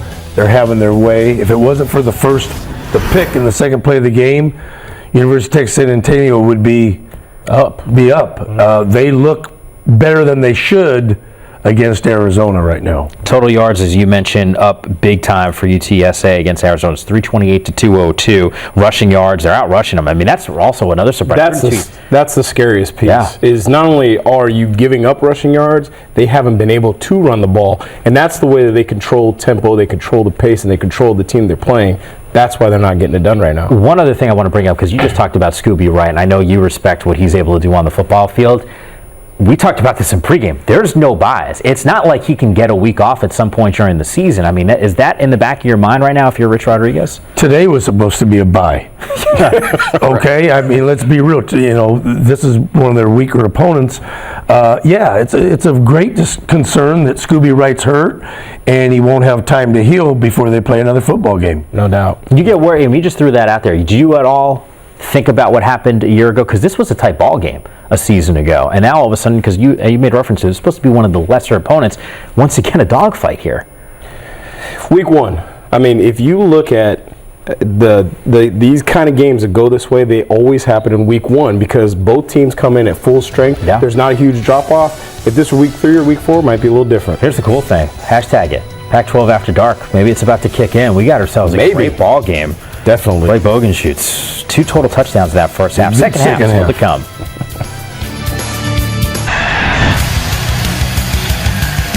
Well, the first half, Arizona jumped out to an early lead. They're clinging to a 1-point lead at the break over UTSA, 21-20. But Anthony Lopez, 35 seconds into the game, intercepted Blake Boganschutz, ran it back for a score. But the concern for the Wildcats, Scooby Wright, injured in the first quarter, has not come back out onto the field for the Arizona defense. Blake Boganschutz, the redshirt freshman quarterback, stung early by the pick 6, but responded. And UTSA coming back, and they're within 1 as we're ready to start the second half in Tucson. Along with Glenn Parker, Roxy Bernstein with you. And Glenn, Arizona jumped out to a 14-0 lead. The Wildcats still had trouble with UTSA, and the Roadrunners are behind just by 1 point here at the half. Yeah, when you take a look, Arizona has established no rhythm offensively. They haven't run the ball well. Anu Solomon has not done really well throwing the ball yet, and that has kept their defense on the field. UTSA has controlled the pace of play, and because of that, they're able to inch back into this game even though they started poorly. Larry Coker's team in the first half had 59 offensive plays. 38 of those plays they ran in Arizona territory. Absolutely stunning that they had that many plays within territory, and it shows on the scoreboard. Arizona will receive the second half kick from Daniel Portillo. From the end zone. And doing a backward somersault is Devontae Neal. It'll come out after the touchback. Here's tonight's perfect combination presented by Reese's, and hasn't gone swimmingly for the dynamic duo of Arizona. No, it's 16 yards and only 45 yards of reception for Caleb Jones. Because they haven't established the run, the passing game has not found its rhythm. And the thing is, when you take a look at the way Anu Solomon has missed, it's usually high velocity, a little over here, a little over there. You're a baseball guy, are you not? I am. It reminds me of a guy I knew in college, Lance Dixon, a pitcher. He was like that the first game, the first time out. Throw it everywhere, but then he settled down and he was a great pitcher. Solomon slings it out on the first play of the third quarter. It goes to Josh Kern, the tight end. And a short gain for Arizona. Solomon now 12 of 23 tonight through the air, 171 yards, 2 touchdowns. But Arizona has yet to establish a running game tonight in Nick Wilson. And Nick Wilson is back in the game now. That fumble he hadn't been back. We'll see if that makes a difference. He hurt UTSA last year in a big way. And Wilson out to the 28. The 3rd and 7 for this Arizona offense. And Wilson, who ran for almost 1,400 yards last year, an Arizona freshman rushing record, honorable mention All Pac-12, and a freshman All-American last year. 3rd down for the Wildcats. Solomon, good protection. And it's behind the intended target. Tried to get it to David Richards. Yeah, and that looked like a miscommunication. David Richards went one way, the ball went another. Rich Rod is not happy.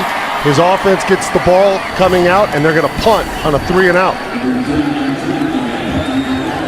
That ball Solomon just loses that ball as he throws it. Drew Riggleman, the punter, averaged 36.5 yards a kick in the first half. And this is a decent kick. Going back is Derek Dick, and he's dropped immediately. Outstanding coverage from Arizona. And Arizona players slow to get up after the Kwesi Meshach 1-point lead for Arizona.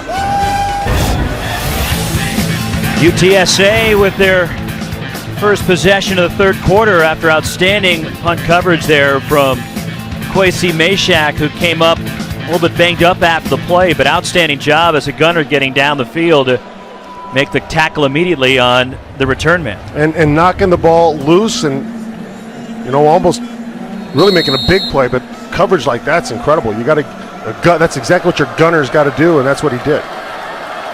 Hogan shoots 17 of 25 in the first half, and he hands off to Jarvian Williams. Well, we'll see what type of adjustments Arizona defense has made, what they've seen, and what they're going to come back with. You saw it immediate there, handoff back. You saw the defense stay home, not run to the edge as fast. 2nd and 5 after a 5-yard pickup for Williams. Blake Bogan shoots. Will keep it. And Bogan shoots. Spins close to a first down. Should have enough. Will Parks on the tackle. And it's a gain of 6, first down, UTSA. This is a design QB draw. It's a nice job. He's going to follow his running back as his blocker. And he takes off, knows where he wants to get to. He's got to get to his sticks. Nice job. They come back with it. And Bogan shoots, nothing there. Quickly closing in on Bogan shoots. Anthony Lopez, who had the interception, returned for a touchdown in the first half, has also made now 4 tackles on the night. 2nd and 10, no gain for Bogan shoots. Again, this Arizona defense playing without Scooby Wright. And Bogan shoots, finds its favorite target, David Morgan, the second. 8th catch for Morgan tonight, getting close to 100 yards. And here are the Roadrunners on the ground, Glenn. Last season against Arizona, already surpassed in just the first half tonight. Yeah, and you wonder how much of that, of course, is Scooby Wright not being in there, Thomas Jones not being in there. But in reality, they've had a great game plan, and they've executed. Aaron Grubb in motion on 3rd down. Bogan shoots, trying for Morgan, and Will Parks, excellent defense. And UTSA is gonna punt. So Scooby walking out with a crutch under his arm.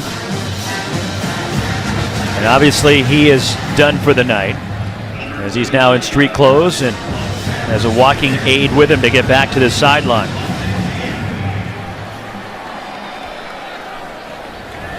Yanni Routsis, the punter. Devontae Neal, the return man for the Wildcats at the Arizona 20. Routsis with the boot. Neal calling for a fair catch, and he makes it inside the 20. And Anu Solomon and the Arizona offense will go back to work trying to find that rhythm. It's eluded him all night, but they're still up a point.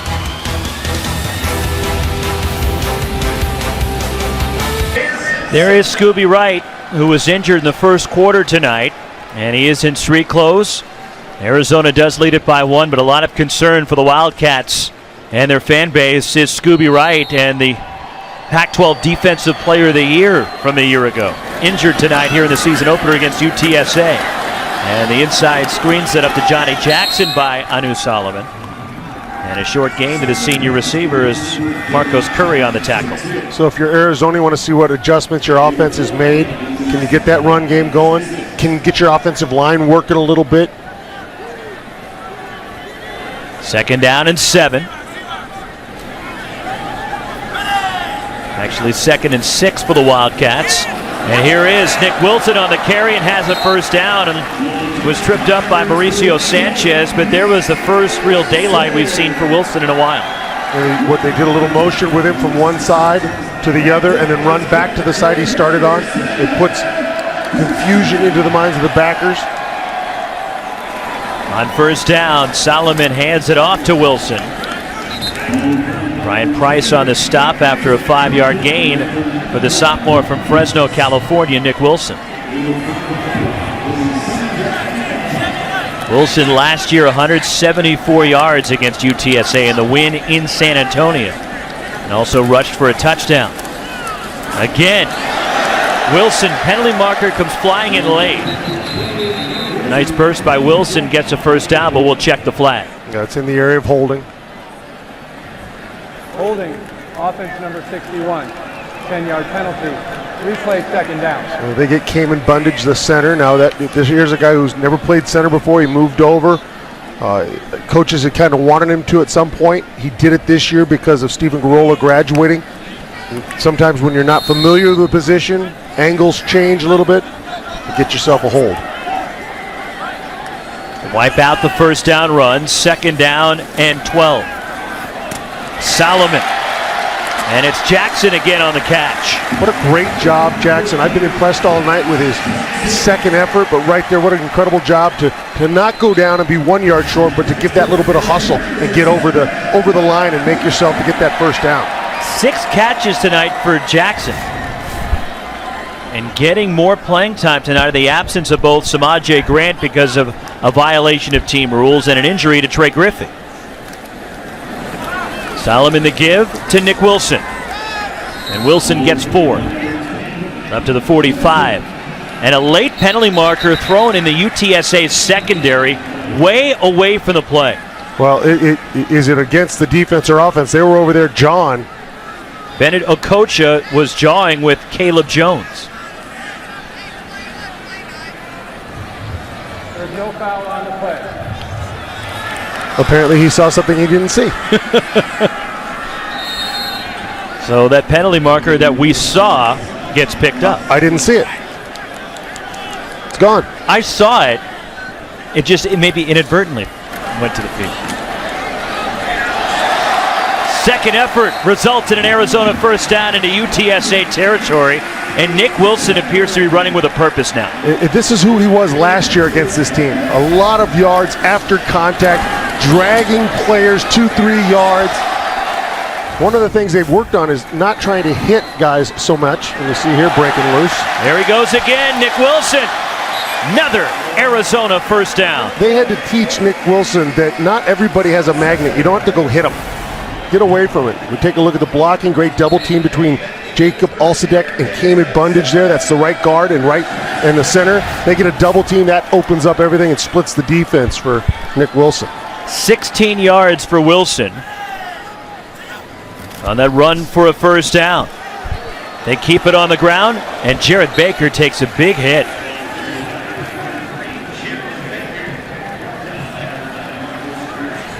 Marcos Curry with a tackle and a big hit delivered by the sophomore linebacker from Round Rock, Texas. Just outside of Austin. Second down, Solomon to the sideline. Wildcat first down. Really well designed. They went hurry up. They took Baker from the backfield, hustled him to the outside of the formation, and throw the quick screen to him. He had to pick up a good block by Caleb Jones, and he did. From the UTSA 18. Bubble screen for Jackson. Quickly reading the play. Outstanding Michael Egwagu. That's the trick right there I talked about on the other side, but this time Nate Phillips had to be the guy to get that block, and it was a really good read by the defense and got inside of the leverage block of Nate Phillips. Gain of 1, second down 9. Anu Solomon from the pocket, fires for the end zone. Incomplete. Caleb Jones just couldn't control it. It's just a little overthrown. It's got just a little more air under this ball, and give Caleb a chance to go up for the ball rather than have to lay out for the ball. Real difference in the physics of that play if he can put it up in the air rather than out there. Third down and 9, Arizona. From the UTSA 17. Solomon finds Johnny Jackson short of a first down by a couple of yards. But now the question comes up for Rich Rod: go for it or not? And they're going for it. And they're quick to the line. 4th and 2. And the give up the middle. First down, Arizona. Jared Baker inside the 5. Gutsy call on 4th and 2. And that's that tempo. Hurry up, get the ball in his hands. Really good blocking by that offensive line up front. Across the board, those guys got it done that time. They're getting this drive. They must have been challenged at halftime. You know Coach Mahalchik as well as I do, old Cal offensive line coach. He's a great offensive line coach. He probably went in there, challenged them, made some adjustments. They're performing now. 15th play of the drive. First and goal from the 4. Solomon, nothing there. Quickly closing in defensively for UTSA. Was Romario Napoles, the junior defensive end from San Angelo, Texas. Second and goal.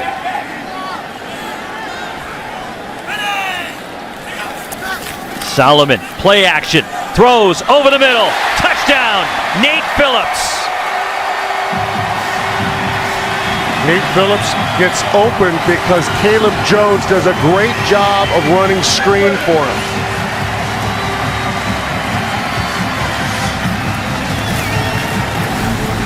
Take a look at the top of your screen. He understands where he's got to go. Caleb Jones runs a stop pick route. Nate Phillips behind him runs the slant into open space. And the extra point from Casey Scourin. Anu Solomon, 3 touchdown passes. Arizona up 8. Nate Phillips with a touchdown catch. And the Arizona Wildcats now a 28-20 lead on UTSA. 7:14 to go third quarter. And Anu Solomon's been a bit off tonight, Glenn, but he still has 3 touchdown passes. You know, he's throwing the ball with conviction. So on that slant, yeah, it's perfect. It's right there. It's some of the more touch-oriented throws haven't been there. But that, again, those come. As I said, he started out a little crazy, but he'll get there. This kid is the more I've watched him over the last year or so, I've seen a kid who adversity doesn't strike him. He just keeps working and comes back stronger. And Winnigan on the return. Winnigan trying to get to the outside and hurdle the defender. And he goes down shy of the 20-yard line with the acrobatic play. Here are the Coors Light cold hard facts. And the Arizona defense the last 4 seasons, and last year, Glenn, look at the sack numbers jumping way up. Just better and better and better. And the reason last years were so much better than the previous years, because their offense finally had enough weapons to really up the tempo and put the points on the board the way Rich Rod likes to do. Blake Bogan shoots, and the UTSA offense go to work from their own 17-yard line. And by way of that, I mean they're scoring so many points, teams are down, they have to throw, and therefore you get the sacks.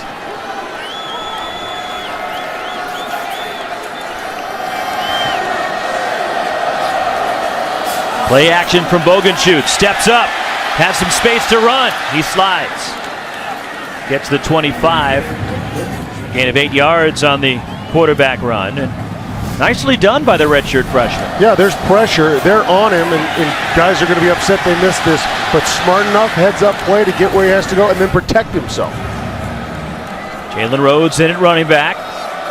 2nd down and 2. Rhodes brought down by Will Parks. That's a great job. Will Parks staying home, reading it, and then closing the door fast. Once he realized what was happening, he came flying forward to close the door. 3rd down and 1 for the Roadrunners. Pivotal 3rd down for this UTSA offense. Aaron Grubb in motion. And the fly sweep with Grubb, who spun down, lost the football. Arizona has it. Jamar Allah, touchdown.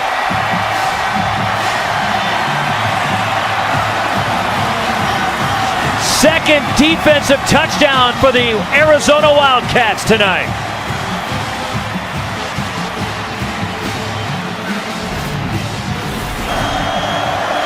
Aaron Grubb, fly sweep, gets out there, ball's in the right hand.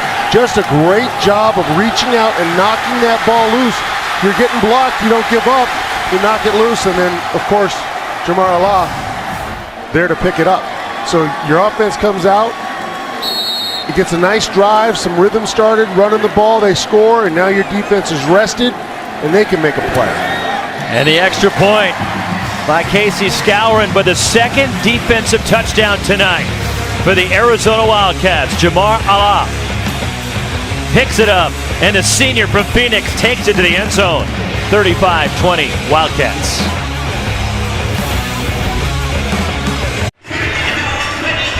Second defensive touchdown for the Arizona Wildcats tonight. Jamar Allah with the scoop and score. And the senior from Phoenix putting number 22 Arizona up 35-20 on UTSA, along with Glenn Parker and Jill Savage. And a great Pac-12 Networks crew from Arizona Stadium in Tucson. Opening night of college football, and the Wildcats, the defending Pac-12 South champions. A little bit of a sluggish start. Their defense getting into the act tonight as that sails through the hands of the return man, Brett Winnigan, and a touchback for UTSA. Tomorrow, Oregon State, the Beavers are in action. And Gary Anderson's team, get to see him make his Beaver debut tomorrow at 5. And then 4 games for you on Saturday, beginning at 11 a.m. Washington State, Portland State, Jared Goff and Cal, Sonny Dykes' team against Grambling State. Then at 5, number 7, Oregon. Vernon Adams, the Oregon quarterback, against his former team, FCS powerhouse, Eastern Washington.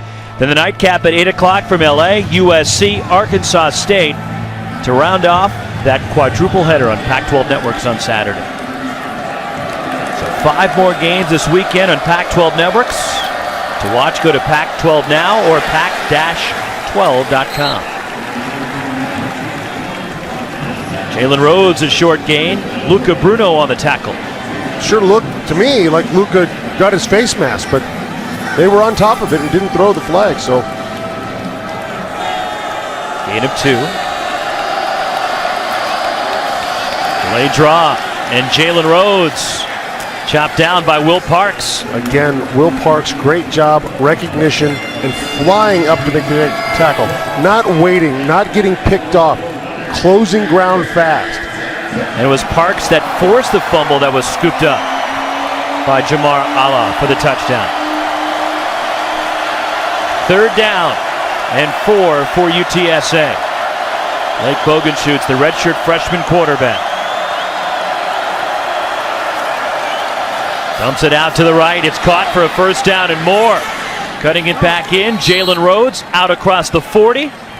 And Rhodes to the 42-yard line. I love what they do offensively at UTSA. They're so multiple in the ways that they attack you and the angles that they go from. It's tough to defend them. Play action for Bogenschutz. And that's way over the head of the intended target, Kenny Bias, incomplete. And the Arizona coach is telling us they were concerned with the multiple looks they'd get, the motions, different formations they would see from UTSA tonight, even though they weren't as familiar with the personnel, because there's only 6 starters back across the board. They still are very familiar with Larry Coker. Yeah, and they're familiar with Coker. They were familiar, obviously, with seeing this offense last year, and it struck me watching the film again just how many things that they do, and they do well. As you know, Larry Coker won a national championship coaching at Miami in 2001. Bogan shoots, good protection. And it's Kerry Thomas Jr. into Arizona territory and a first down for the Roadrunners. Good job by Bogan shoots, understanding. He comes up, he sees what he has. He has his tight end, Morgan, running out. That drags the backer away and opens up the secondary in front of the safety. Behind the line, Jarvin Williams brought down. There's a late penalty marker thrown from the backfield. Holding, offense number 63, 10-yard penalty, replay, first down. Yeah, they get the big fellow, the right guard, Wayne Kavanaugh. In this point in the drive, setting yourself back to midfield can be a killer. First down and 20, back into UTSA territory at the 44. Bogan shoots, checking with the sideline.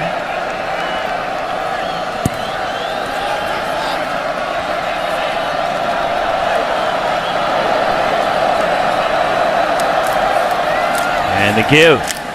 And up the middle, Jarvin Williams. Brought down shy of midfield. A gain of 4 for the junior from Converse, Texas. Second down and 16 for the Roadrunners.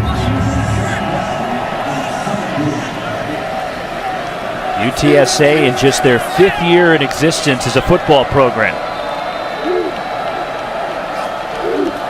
Blitz coming, and Bogan shoots, gets rocked, and a penalty marker is down. Pass incomplete. And they may have gotten Bogan shoots in the helmet. It looked like a helmet-to-helmet hit. Paul Magliore. Personal foul, roughing the passer, high contact, defense, 15-yard penalty, automatic first down. It's there to protect guys. It's there for safety. Just from our view up here, it looked good. Let's take a look. It was two-hand. It didn't actually. He went high. He didn't actually get him in the head. He went high, though, and that's where they're going to call it. You can't do it. Paul Magliore Jr. called for the personal foul, and the JC transfer began his college career at Appalachian State. First down, Roadrunners at the Arizona 38. Quarterback draw. Bogan shoots, picks his way down to the 32-yard line, a gain of 5. Devontae Neal with his 10th tackle of the night.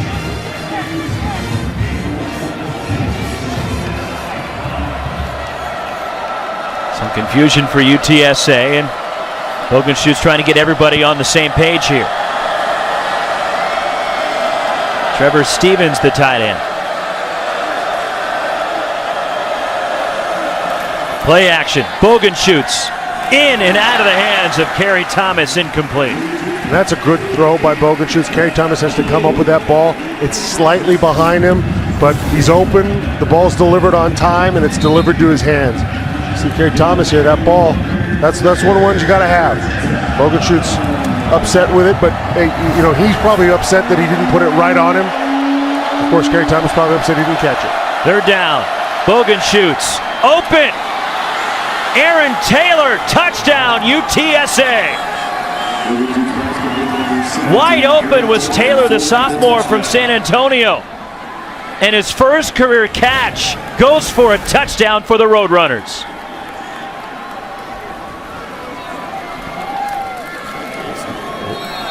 Bogan shoots going to take a big hit here, but he sure likes that touchdown. Now what happens out there is you get miscommunication.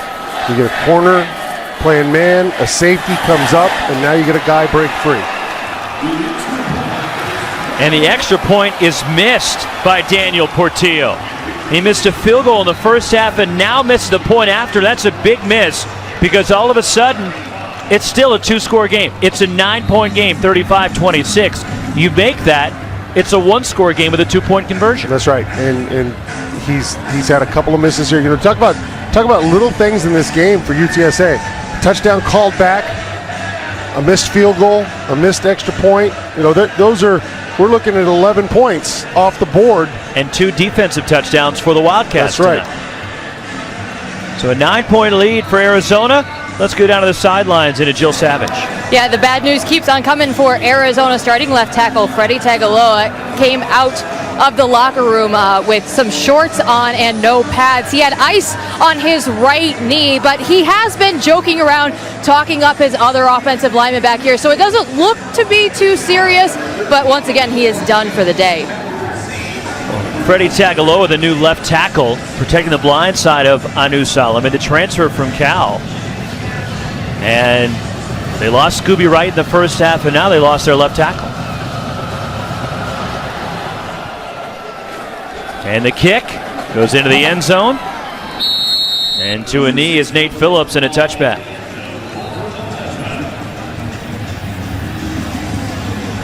Out to the 25-yard line for this Arizona offense. 35-26, but there is Taylor with a touchdown catch, his first career grab, and it goes for a touchdown. And now what you have to see, that was an incredible job of UTSA responding. We've had issues. We had a fumble for a touchdown. We gave up a touchdown drive. They respond with one of their own. Now can Arizona's offense do the same? It's a little down right now. We just got scored upon. We have to go out and do it again. Solomon with 3 touchdown passes tonight and slings it out. And hit at the line and brought back on the screen. And nothing there for the Arizona offense. And Shun Brown, the freshman from Shreveport, Louisiana. A loss of 1.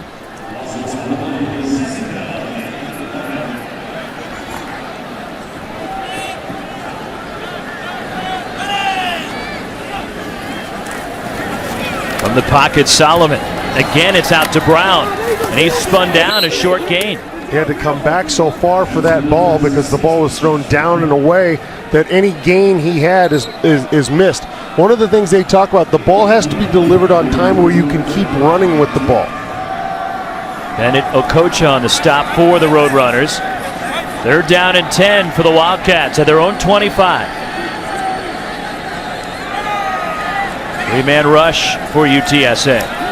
And they get to Solomon, but away from the rush is Solomon. Pumps, and he takes off and runs out of bounds. Well shy of a first down. Marcos Curry ran him out. And that's a good defensive sequence for the Roadrunners. Yeah, it's a nice job of rushing. You know, they're down. They've got a young kid in there, Lath Freak at left tackle. He's been playing most of this game. Just loses a little leverage. That flushes him, and now it's easy defense. Drew Riggleman punting from his 15. Takes an Arizona bounce and goes out of bounds. UTSA with 1:18 left, 3rd quarter, down 9, getting the football. Well, this game could be a lot different. UTSA has had a lot of miscues right off the bat. They have a pick 6 by Lopez for Arizona, gets them the score. They get a long touchdown return, but there's a penalty that brings this one back. They have a missed field goal from range that should be somewhat easy, and then there's a fumble on the edge caused by Parks that goes all the way back for a touchdown. This game's close now. Just think what could have been done if UTSA doesn't have these issues. But Larry Coker's team is still in it.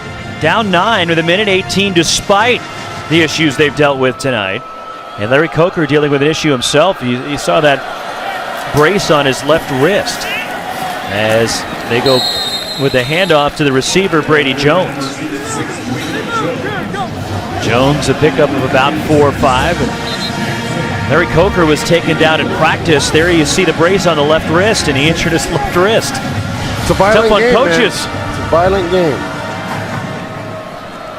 5-year run at Miami, and now his 5th year at UTSA. 2nd and 6. Bogan shoots. Tipped at the line. Well, Sir Thomas Jackson right there, he gets that ball.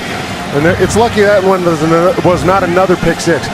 On the play previous, Sir Thomas Jackson did a great job of running down and making the tackle for a very short gain, and now he comes up with that play. 3rd and 6 for the Roadrunners at the UTSA 34.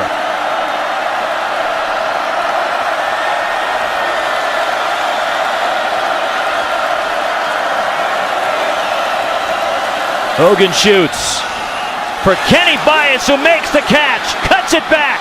Bias inside the 30, inside the 25-yard line.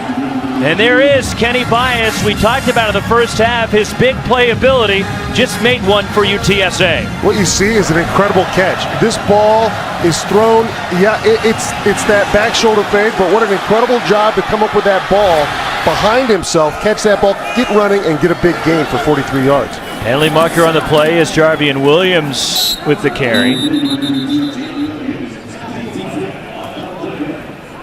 Last play going 43 yards to Bias. Chop block, offense number 53 and number 70. 15-yard penalty. All right, the right guard and right tackle had a chop block. So the right guard is blocking someone, and the right tackle comes in and cuts him while he's engaged already with an offensive lineman. That's a chop block. Backs up the Roadrunners. Bogan shoots over 300 yards passing tonight. And the freshman, who did make one start last year but was injured, played in 3 games, received a medical redshirt. Did make that one start last year and shook off a rough beginning here tonight against number 22 Arizona as we've reached the end of the 3rd quarter. And a tight one in Tucson tonight. A look at Old Main here in the Arizona campus. The Cats are up 9 as we head to the 4th. And it's intercepted. Anthony Lopez takes it to the house. Bogan shoots, keeps it, dives, he's in. Touchdown, UTSA. Solomon still trying to keep it alive. Touchdown! How about Solomon with the effort to get that one done? Arizona in a dogfight tonight with UTSA. Entertaining game at Arizona Stadium as we head to the 4th. Along with Glenn Parker and Jill Savage, Roxy Bernstein with you. Thanks for joining us. Opening night of college football on Pac-12 networks. And number 22 Arizona 35. UTSA 26. The Roadrunners with the ball at the Arizona 38-yard line. UTSA has run the ball well. Bogachuts has done a great job finding open receivers. They've done a nice job with the backside receiver taking motion one way and coming back to the middle of the field with it. 308 yards passing and 2 touchdowns tonight for Blake Boganshoots, and it's tipped to the line, incomplete. Looking for Jabryce Taylor, and the pressure tipping that at the line. See here. Remember, picket fence. That's a nice job. That was Gregory. Hayden Gregory drops back into that window and gets his hand up. So now you put pressure on him because you get to that second and long, and they're eating up a little bit to get to where they can, and now they're sitting there on a 3rd and quite a long way. Short gain to Jabryce Taylor. So you wonder what UTSA's thought is. Is it well, they're not going to go for the whole chunk, but what do they think on 4th down there? And how much faith do you have in your kicker, Daniel Portillo? At this point, not as much as you would like. Drop play. Jarvian Williams inside the 30. Anthony Lopez with the tackle. And it's 4th down. Larry Coker will send a field goal unit on. Well, he must like Portillo from the left hash more, because that right hash is where he's had his problems. He's missed an extra point, but he is 2 for 3 on his field goal attempts tonight. This is a 44-yarder. One field goal attempt was very close to being blocked off the left edge of the offense.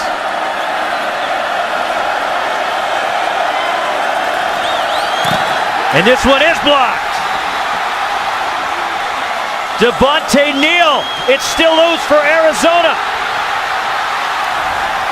Jamar Allah picked it up and ran it into UTSA territory.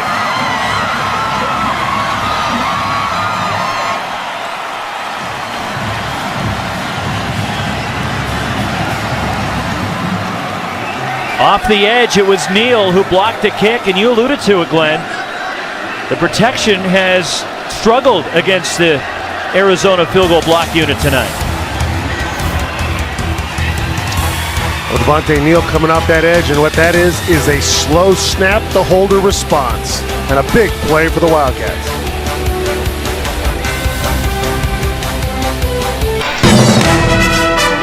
Pac-12 football is brought to you by Transamerica, transform tomorrow.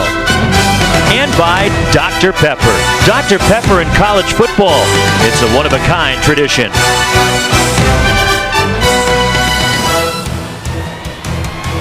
On first down, a play action, New Solomon incomplete. And a penalty marker comes in as the intended target, Caleb Jones, was interfered with. Bennett Okocha on the coverage.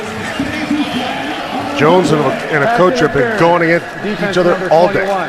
15-yard penalty, automatic first down. Player injured for UTSA, but good field position for the Wildcats to start this drive after the blocked field goal.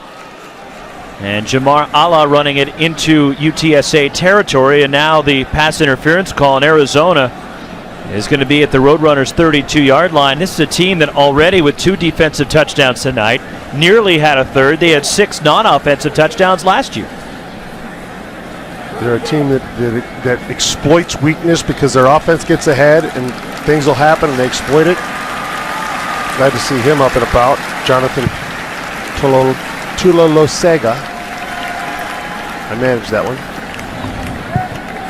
Seaside, California is his hometown, and you're good with the Polynesian names. I grew up in Southern California amongst a lot of the Polynesians, so Jonathan Tuiolosega.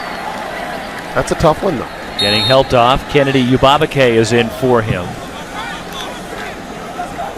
I'm just trying to show off now. I know you are. You're doing very well. Thank you. Anu Solomon with the handoff. And spinning down. Penalty marker is down in the backfield as Nick Wilson, the ball carrier. When the ball bounces outside,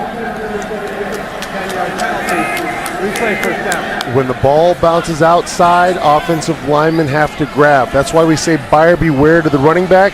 Number 1, you're going out there where we can't protect you. Number 2, you're going to get us in trouble. We're trying to block at a certain area, and when you bounce, it makes it very easy for the officials to see a hold. Jacob Alcidet called for the hold, the sophomore right guard from San Diego. The Big Turk, as I call him. He is a big monster. Going to be a good ball player. 6'7", 300, Alcidet. Cutting it back. Nick Wilson to the sideline.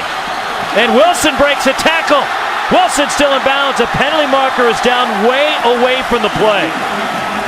Thrown all the way on the UTSA sideline as Wilson bounced it out for a first down, but we got to check the flag. Center came in bondage, and Drew Douglas, the Mike backer, got into it, and I think there were punches thrown or face masks.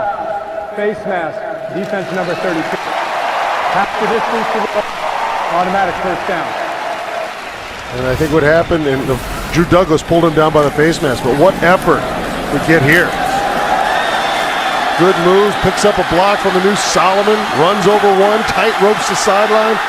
That's vision and that's heart and hustle. That's something that he brings to the table. They need him down after down. 21 yards on that impressive run from Wilson. From just outside the 10, first down, Arizona. And the handoff to Jared Baker, the senior from LA. Just shy of the 5-yard line, a pickup of 6. You know, when they got the big turnover on that field goal block, they went for the quick shot, didn't get it. They have to come up with points here. They have to pay that block off.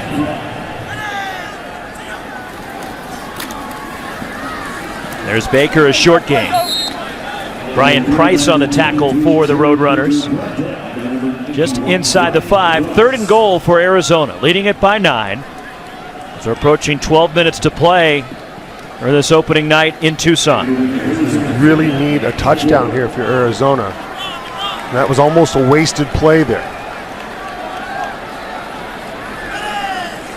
Anu Solomon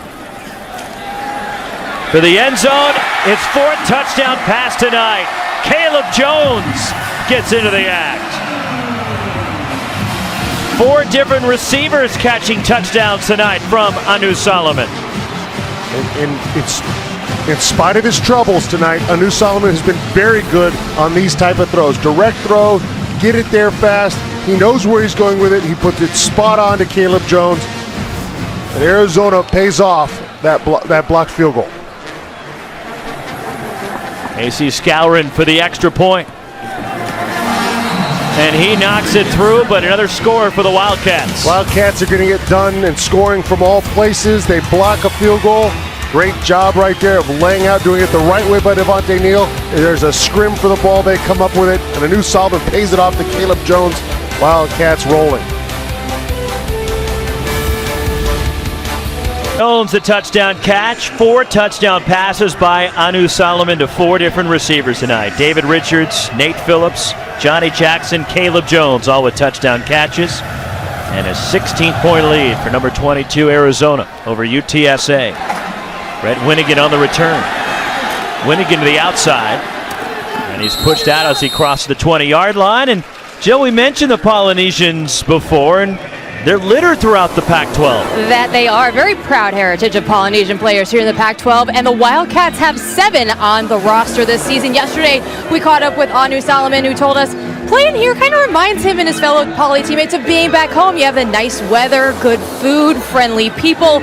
Solomon says that he's proud that the Pac-12 is repping their culture, and they have a lot of talented athletes. Now, you'll remember, guys, last year Marcus Mariota won the inaugural Polynesian College Football Player of the Year award.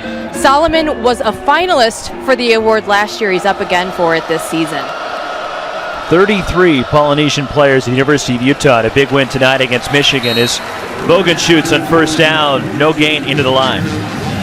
But a rich tradition here at Arizona, Glenn, of Polynesian players. You go back over the years. Big hand in the Wildcats' success. Absolutely. Dick Tomey and Ron McBride were very good recruiters out in Samoa and Tonga. And they brought in a lot of good players from over there. And for many years, this school had a large population of Polynesian players. Bring up a 3rd down for UTSA. There's 136 Polynesian players in the Pac-12 this season.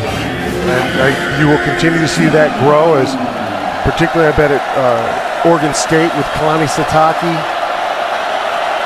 The way he recruits that area. Gary Anderson recruits the area well. 3rd and 6 for Blake Bogan shoots. And looking for David Morgan, a second, incomplete, but there is a penalty marker on the play. And it's interference. It'll give the Roadrunners a first down, and Devontae Neal, judging by his reaction, thinks it's on him. Pass interference, defense number 19. 15-yard penalty, automatic first down. You know, it looked like they were hand fighting going down or pushing a little bit. We get at the bottom of our screen. That's unless he had a grab of the jersey, I don't know. That's a very that seems like a very narrow call to me. On first down, Bogan shoots the play action. Looking for Trevor Stevens, another penalty marker, as Stevens threw his hands up trying to draw the flag, and he gets it. Pass interference, defense number 37. The ball will be placed in the spot of the foul. Automatic first down. Safety Carter Hare, the sophomore, called for the pass interference.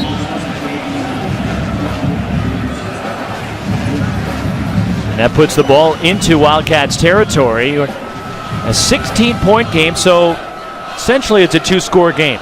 If UTSA can add a couple of 2-point conversions after touchdowns. Bogan shoots down the left sideline, and it's broken up, intended for Jalen Rhodes, the running back. He was streaking down the sideline. It's incomplete.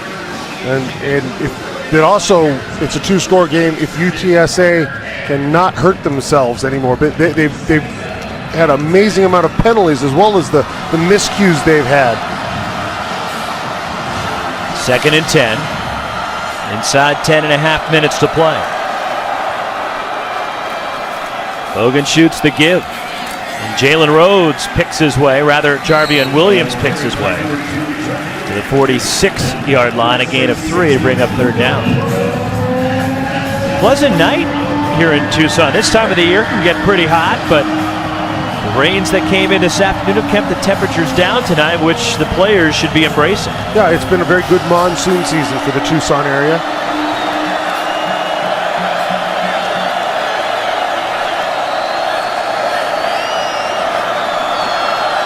Third down for Blake Bogenschutz.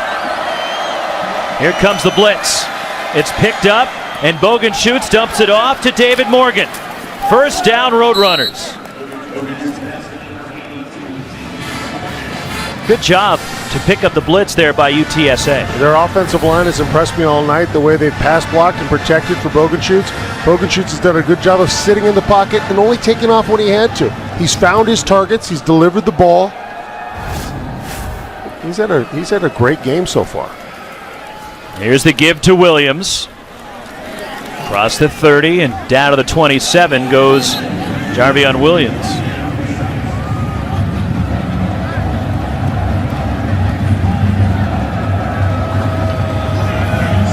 And 6 on the play, 2nd and 4. Bogenschutz dumps it off. And this is Aaron Grubb dancing his way for a first down, wrapped up. Tell you what, Aaron Grubb has a good straight arm. He got himself that first down by virtue of his straight arm. Nice wrap-up tackle out there afterwards, but the sticks were his because of the way he played that. Jarvis McCall Jr. on the tackle. First down for UTSA. Bogenschutz keeps it. Nowhere to go. Sir Thomas Jackson. I love how he's got Sir T. Jackson there in the back of his jersey. We'll take a look at the blocking. It's pin and pull. Great job of Sir T. Jackson coming up, understanding how to scrape off the edge and make a play. Senior from Seattle. You've gotten away with Big Glenn Parker on the back of your jersey? Yeah, probably not, no. It was a different time. If you played in the XFL, maybe. Quite possible. Play action. Bogenschutz goes down. Lost his footing. And Arizona there to get the sack. Parker Zellers, sophomore from Scottsdale, will get credit for the sack. Parker Zellers is just a worker. Undersized, played nose for him last year. We see him here come through, gets through one block, goes through another, and makes that play. Parker Zellers has been a surprise for the fans of Arizona with how well he's played the last 2 years. But they wave it off. They called it offsides. Well, maybe that's how they got that great penetration. So no sack. It's actually a 5-yard gain with the penalty on Arizona, 2nd and 4. Jalen Rhodes gets out to the right side. He is into the end zone. Touchdown, UTSA. Jalen Rhodes, a 16-yard run. Now, really good vision. We talked about how much earlier, I talked about his patience and his vision. This kid is something special. He finds his way through here, does a nice job with one jump cut, and then he's out. Now, right here, though, he's going to point. He's very lucky he didn't get that taken away for taunting. He pointed at the defender coming after him, and we've seen that called in years past. The Roadrunners will go for 2. Down 42-32 with 7:13 to play. Motion from the Roadrunners. Better find David Morgan, the tight end. You better know where he's at. He's lined up on the left. In motion, Kenny Bias. Bogenschutz for Bias. Incomplete. Bias could not hang on at the corner of the end zone.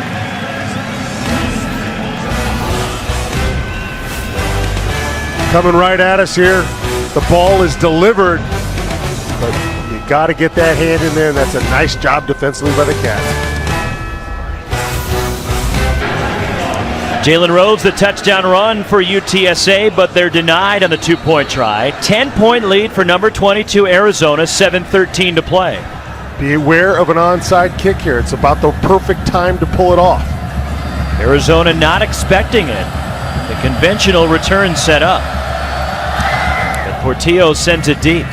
Nate Phillips Go to a knee, and it's a touchback. And Anu Solomon, 4 touchdown passes tonight to 4 different receivers. Unbelievable how well he spread the ball around. He has not always been crisp, but he has made the throws that matter. He's made creative throws like this one here where he gets out and finds his receiver out there, Johnny Jackson. He did a nice job so far tonight of delivering when asked to. Getting it right there to Phillips. Getting this one to Caleb Jones. Understanding where to put it. He did a nice job all night. And they got more of a rhythm in the second half, and that's certainly helped them. They've run the ball a little bit better. You know, in 15 career games, 5 times he's pulled that off, going to 4 receivers, having 4 touchdowns. Pretty amazing. Big hit on the first down run. But there you go. That's a 7-yard gain on first down on a run. That's what Arizona has to do if they're going to win this game. Nick Wilson the carry, and you alluded to the 5th game in his career with 4 more touchdowns. He had 2 5-touchdown games last year, including a game here against Cal when he threw for 520 yards in that Hail Mary that won it. 36 points in the 4th quarter. You and I were on that call. 2nd down and 3. Solomon taking his time, play action. He'll go deep, and Anu Solomon incomplete. Looking for Caleb Jones. A little bit of a gamble there as Okocha broke it up. But taking a shot on 2nd and 3 to go deep. Yeah, and you know, this ball, it's the throw over the top and hope for the call. And tell you what, Okocha's done a great job defending Caleb Jones all night. Now you put yourself in a bind. You got to get this third. I don't think you're going for it on 4th down here. From the Arizona 32-yard line. Solomon the handoff, and Nick Wilson runs for the first down. When Nick Wilson has been in, we have seen the weapon that he is. He delivers a blow. He runs through tackles. And they have a rhythm with him in there. And it's a good counter when you go back to Jared Baker because he's got that speed. He's a different player. But when they have Jared Baker all the time, it doesn't seem to have that rhythm. Approaching 6 minutes to play. Opening night here in Tucson, and Wildcats under Rich Rod trying to go to 10-0 in regular season games against non-conference opponents and trying to beat UTSA for the 3rd consecutive year. Short gain on the inside give. And Wilson again the handoff. Marcus Davenport on the tackle, and the Pac-12 Coach of the Year, Rich Rodriguez, who last year led the Wildcats to the Pac-12 South Championship. They went 10-4 overall, 7-2 in the South, or in the Pac-12 to win the South, and a Fiesta Bowl bid up the road against Boise State, and a very frustrating end to that bowl game for the Wildcats.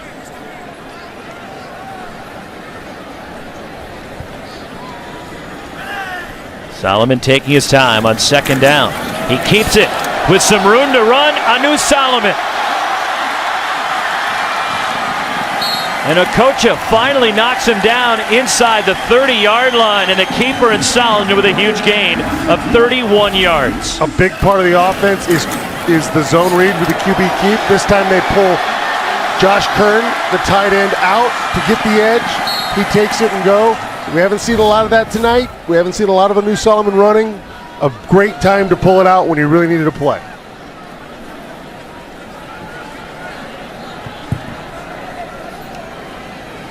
So 1st down at the UTSA 29-yard line, and they're letting the play clock roll. No hurry here, leading it by 10. This time Solomon the handoff and hit behind the line.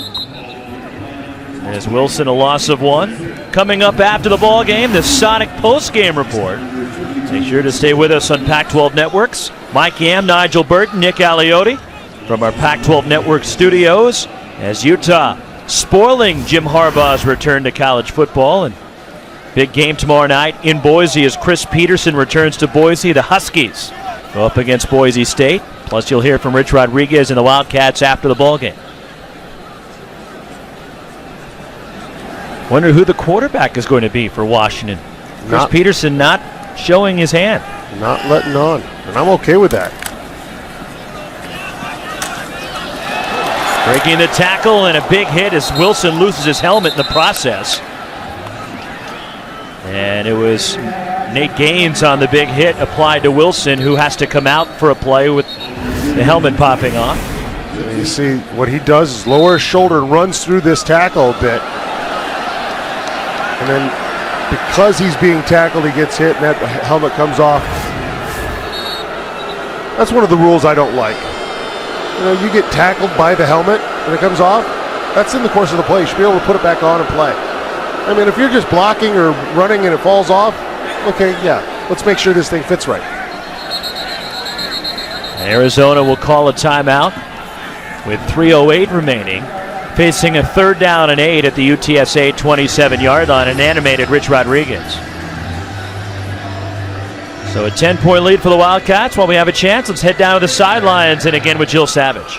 Well, each week we want to highlight a player that goes beyond the X's and O's, someone who puts in their free time doing charity or great work in the classroom, and our first selection does both.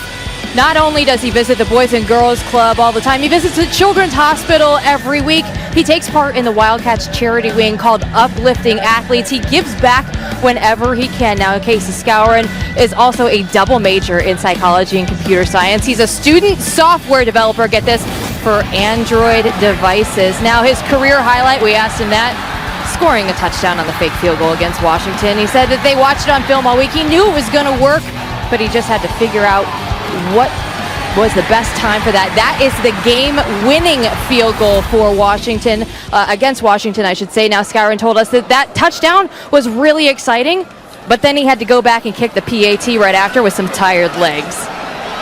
Solomon finds Nate Phillips, and a penalty marker is down where Solomon threw the football, and he went sprawling into the UTSA bench. Good stuff from Jill on Casey Scourin. Roughing the passer with targeting. Defense number 47.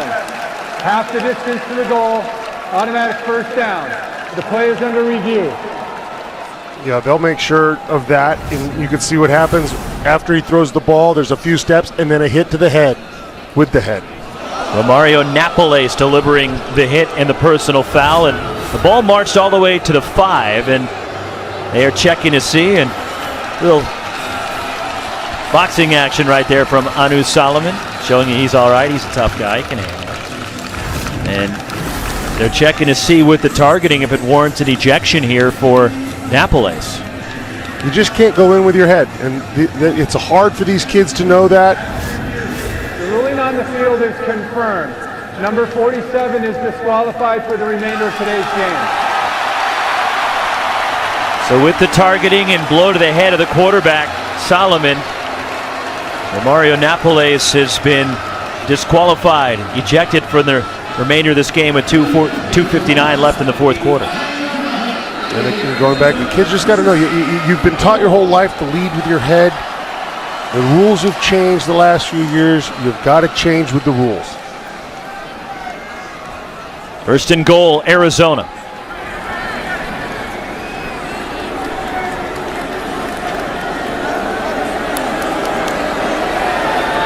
Anu Solomon. Play clock winding down, the handoff, and tripped up as Wilson gets to the 3. We'll see if UTSA at some point wants to start burning timeouts. 2:20 and counting, and Larry Coker doesn't appear to be wanting to use any now. As Napoles, there he is, headed off to the locker room.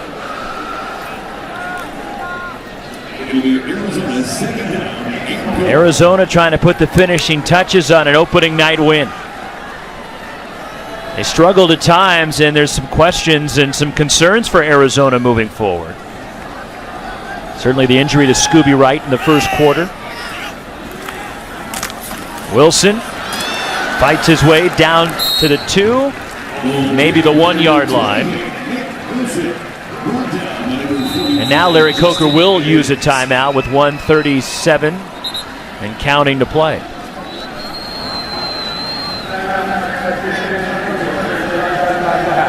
The UTSA takes a timeout. They may put a few ticks back on the clock. Again, the Sonic post-game report coming up next. Jim Harbaugh's return to the college ranks as Michigan traveling to Salt Lake City tonight. Chris Peterson tomorrow, the Huskies, University of Washington against Boise State. We'll hear from Rich Rodriguez and more, all coming up on the Sonic post-game show. Post-game report coming up in a minute 38 from now. But for Arizona, look, you want to win the ball game, and it appears they're headed to going to 1-0 for Rich Rod and company this year, but you have some concerns moving forward. You don't have a bye week, which we've highlighted tonight. 12 straight weeks Arizona will play, and the injuries tonight, Scooby Wright, we don't know the severity of it. Got injured, got hurt in the first quarter, did not return. And hit behind the line and dropped is Wilson. Nice surge up the middle by UTSA and Justin Edens, along with Kevin Strong. So a timeout, a minute and a half to play.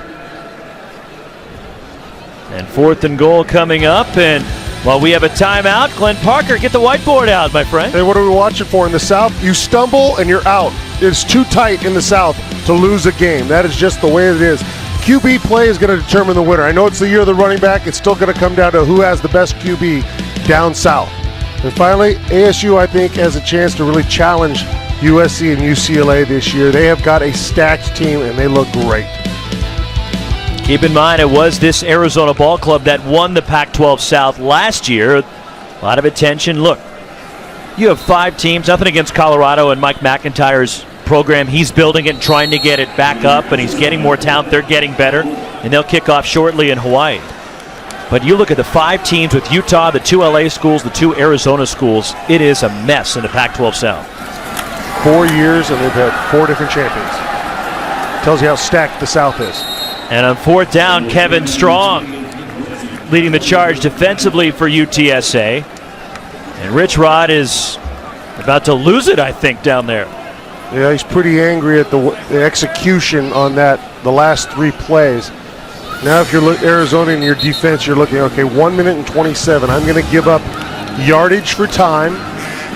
So I'm going to keep you in bounds, and I'm going to make sure that you're running clock off. Because if I can, you're going to, if I'm going to give up a score, it's going to be with almost no time on the clock. Rich Rod still getting after it pretty good over there. From the UTSA 6, a minute 27 to go, down 10. Blake Bogan shoots. Nearly intercepted. Will Parks. I'd say Rich Rod is animated there. Will Parks read that perfectly, and that's a pick 6 opportunity. They've had several of those tonight where they had a chance. And second down, Blake Bogan shoots over the middle, and it's broken up. A big hit delivered to Aaron Grubb to knock the ball free. And it's 3rd down as Devin Holiday coming over. And the thing about that, it was a good, clean hit. So often a kid will go high, hit him wrong, target, go to the head, and he made sure he was under the shoulder pad to make that play. 3rd down and 10, a minute 18 to play. Bogan shoots from his own end zone. Steps up, and it's incomplete. Tried to force that one into Kenny Baez. Triple coverage there. And it's 4th down, and we'll see what UTSA elects to do here with a minute 13 to play.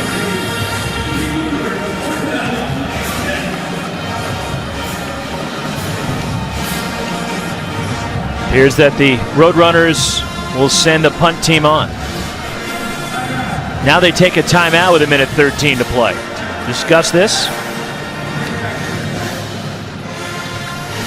While they talked this over on 4th and 10, we highlighted it. This stacked conference, and not just the Pac-12 South, but Arizona. You go up to the north where Stanford, they'll open up at Northwestern on Saturday. ASU, that big showdown with Texas A&M. UCLA Bruins will host Virginia on Saturday, and you'll see USC at the Coliseum against Arkansas State. Saturday night, the Oregon Ducks hosting Eastern Washington. Pac-12, right there, and toughest conference for me, college football. Oh, I'd agree.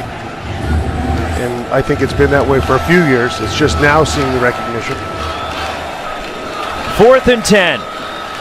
They will go for it here from the UTSA 6-yard line.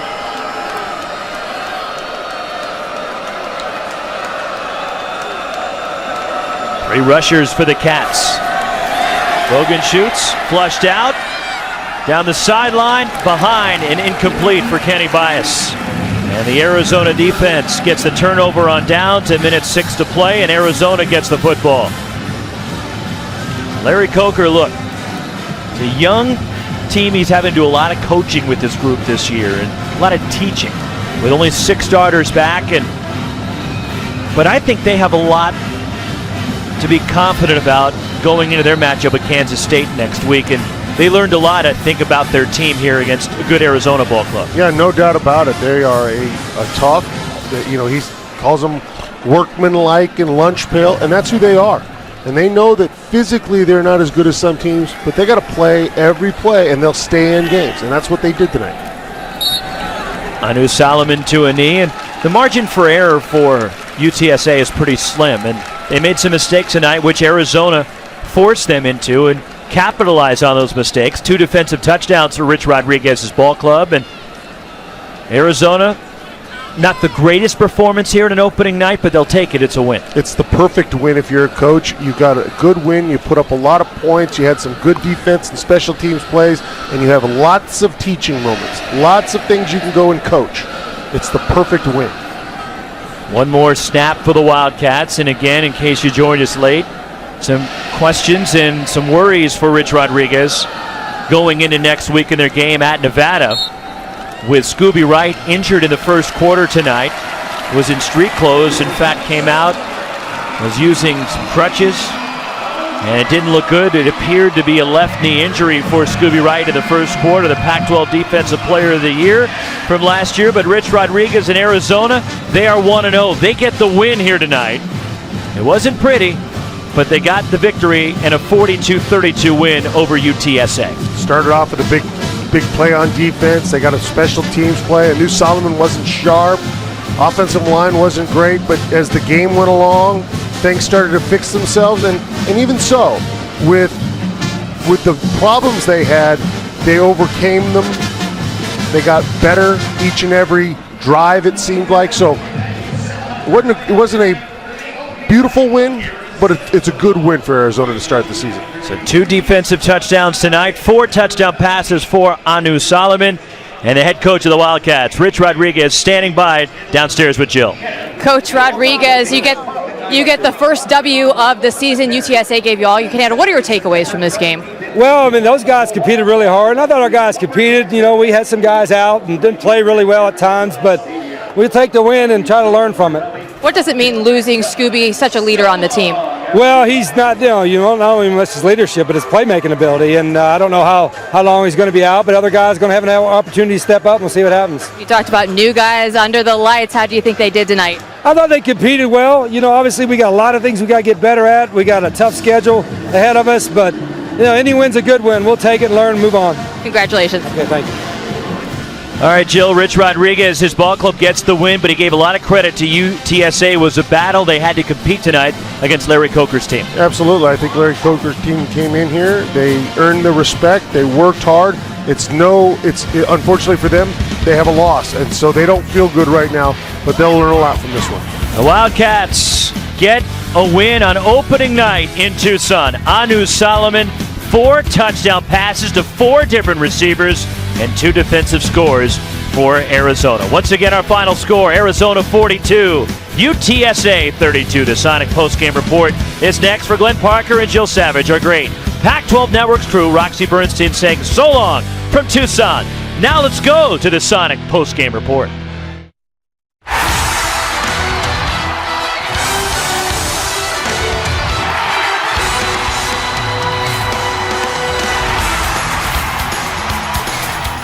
Welcome inside our San Francisco studios. It is the Sonic Postgame Report. I'm Mike Am, joined by former Portland State head coach Nigel Burton, not to mention the former defensive coordinator with the Oregon Ducks, Nick Aliotti. There is so much to get to. We expected to see some drama. Got a pretty good game in Salt Lake City, which we'll get to in just a few moments. And we will talk more in depth in about 10 minutes time on Arizona's victory. But we got to start with some significant news for the Wildcats. We saw it happen. Scooby Wright had to leave the game. Initially, he had some ice around that knee. Tried to get back in, had to leave again. Needed some help by the trainers. Then we saw him with the leg wrapped up using a cane. I don't want to speculate because we don't have an update on what his status is going to be moving forward, but just how big potentially of a loss is this to this defense, guys? That's a big deal because we're talking about the best player on Arizona's defense and arguably the best player on defense in college football, at least last year. 153 tackles, a lot of production. 14 sacks, I mean, this guy's just a man amongst boys, but this injury, Arizona's defense overall didn't look very good tonight, and I know we're going to get back to that, so this is going to be a significant loss if he's hurt. Yeah, it was 193 yards of significant rushing. Yeah. That you just kind of think with Scooby probably doesn't happen. And so they're going to have their work cut out for him. The MVP of the season is going to be the training staff if they can get him back and get him right. But, it didn't look good. Wasn't, a non-contact knee injury. Those usually don't look good. And what really worried me was during the game talking to his parents on the sideline. So, really hope that that young man's able to play. And just to give you more perspective here with regard to his role on this defense, you said he might be the best defensive player on any team in the country. When you talk about the Heisman voting, it's rare when you see a defensive guy's name creep into that conversation. We've been watching a few games. A lot of the experts around the country, if you had to pick a guy on that side of the football, his name was the one that continues to pop up. Once again, more on this game coming up in just a bit. The Arizona Wildcats were victorious, but we'll send you right back out to the field right now. Jill Savage, guys, standing by with Anu Solomon. Thanks, Mike. Now, Anu, first game, a little bit of the cobwebs out there, getting those shaken off. What are your takeaways from game one of the season? We just got to put more emphasis on our pass blocking. Defense saved us with his two defensive touchdowns. But all in all, we played an all right game. I think we could have done better. 4 different touchdowns to 4 different wide receivers. You're out there in midseason form, at least, distributing the ball to your guys. Yeah, it's I'm very blessed to have the wide receiver core that I have. They're very talented, and I can just give them the ball and let them do them. You look now at the schedule. Everybody's talking about 12 games in 12 weeks, no bye week, 1 game down. How does it feel? We all hurting, but it's football. It's inevitable. But we just got to stay healthy and just stay humble and hungry. Thanks so much for your time. Congratulations on the win. Thank you so much. Mike, back to you. All right, Jill, well, staying healthy, that's something we're going to continue to monitor once again on Scooby Wright's status. Meanwhile, to Salt Lake City we go. Bring out the cupcakes, right? For Jim Harbaugh's squad.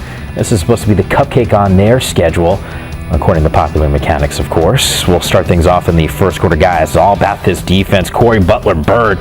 Once again, we talked about this being Sac Lake City. The secondary was huge here. 2 interceptions in the first half, killing drives from Michigan when they were moving the ball, and just kept hitting Jake Rudock over and over again to the point where he couldn't even complete deep balls when they were wide open. Yeah, Rudock just missing the wide receiver there. Miss that play. Second quarter now, Devontae Booker, one of the guys we're talking about potentially for a Heisman. Well, he did not put up Heisman-like numbers, but he was efficient enough to get the job done. 22 carries, 69 yards. 124 total yards in the game when you add in some of those receptions as well. Rudock again picked up Marcus Williams. The defense, 2 interceptions in the first half alone. Travis Wilson. Nick, this is your guy. He was awesome tonight. 24-33 passing, 208 yards, moved the ball effectively, and he used his legs pretty good. He did. He got himself out of some bad jams. And the thing that was interesting was watching him place the ball so nicely in really tight windows. This was a play very demonstrative, right? Demonstrative of how the night went. You see here running the read zone, the stretch read, and we'll break that play down in a little bit. But you hear Jake Rudock here. Great pass over the middle, triple coverage, touchdown Michigan to keep it close. Yeah, Jake Butt there reeling that one in. Rudock in this game, 279 yards passing. Fourth quarter now, once again, another key component to this Utah defense. The secondary again, Justin Thomas. First career interception. Yeah, first career interception. Johnny on the spot, making it count. touchdown Utes, and pretty much put the game away. For Utah, the 8th straight season-opening win, a streak that started back in 2008 against Michigan. The Utes, the defense, failed to record a sack for the first time since November 23rd of 2013. That was against Washington State, a span of 14 games. Maybe the most surprising thing, Andy Phillips missed 2 field goals in the game for the second time in his career. The first time, he got to go back to his freshman campaign in 2013. Sammy Linebaugh was there and filed this report. For the Utes, there were a lot of unknowns heading into tonight's game, with Jim Harbaugh being the new head coach and keeping things largely under wraps. What they did expect was a very physical game, and that's exactly what they got. They made it tough early on, and the more harder I started running, the more they started, backing off. It's pretty much like with any team. They may start, off tough, but as soon as I start running and, going head up with them, he's just starting to wear down. What did you learn about your guys today? Well, the same thing that we've known for a lot of years. They're tough, they're resilient, they got competitive spirit, and they got a never-say-die attitude. No matter what goes on in the game, doesn't faze them. We had control of the game, and then we had that late hit out of bounds, which gave Michigan new life, gave them the momentum, and then we right back with the pick six, got the momentum right back in our favor. It's amazing. It's great to start off a football season like this, and Michigan was definitely a great team, and it was a great challenge for this team. But I'm so excited for this season and what this team has in store. So the Utes have a lot to be happy about. Coach Kyle Whittingham, very impressed with the heart his guys showed tonight. Of course, they'll be back at it next week against Utah State. For the Pac-12 Networks, I'm Sammy Linebaugh in Salt Lake City. All right, Sammy, you mentioned some of those unknowns, and we weren't exactly sure what we were going to get from Travis Wilson at times this season. We've been talking about him last couple of years, just not sure how consistent he can be. Once again, you were watching this game, and multiple times you turned to us and said, I'm really impressed by what I'm seeing. What stood out to you? He was the difference of the game tonight, in my opinion. 24 for 33, 208 yards. He rushed for another 50-plus yards. He had 261 total yards of Utah's 337 yards. So Travis Wilson, in my opinion, throwing the ball and with his legs was the difference in this football game, and that's a good sign for Utah. Yeah, you can tell why he won the job based on this performance. If he came out of the gate playing that well against the Michigan defense, you can definitely see why he ended up being named the starter after a pretty heavy quarterback battle earlier on in the preseason camp. Take me through some of those moments, though, that stood out for you, at least with regard to Wilson. Well, the play that really, that separated the game and they started to pull away from Michigan was the stretch zone play that they ran. And, let's take a look at the play. They were running the ball with enough effectiveness.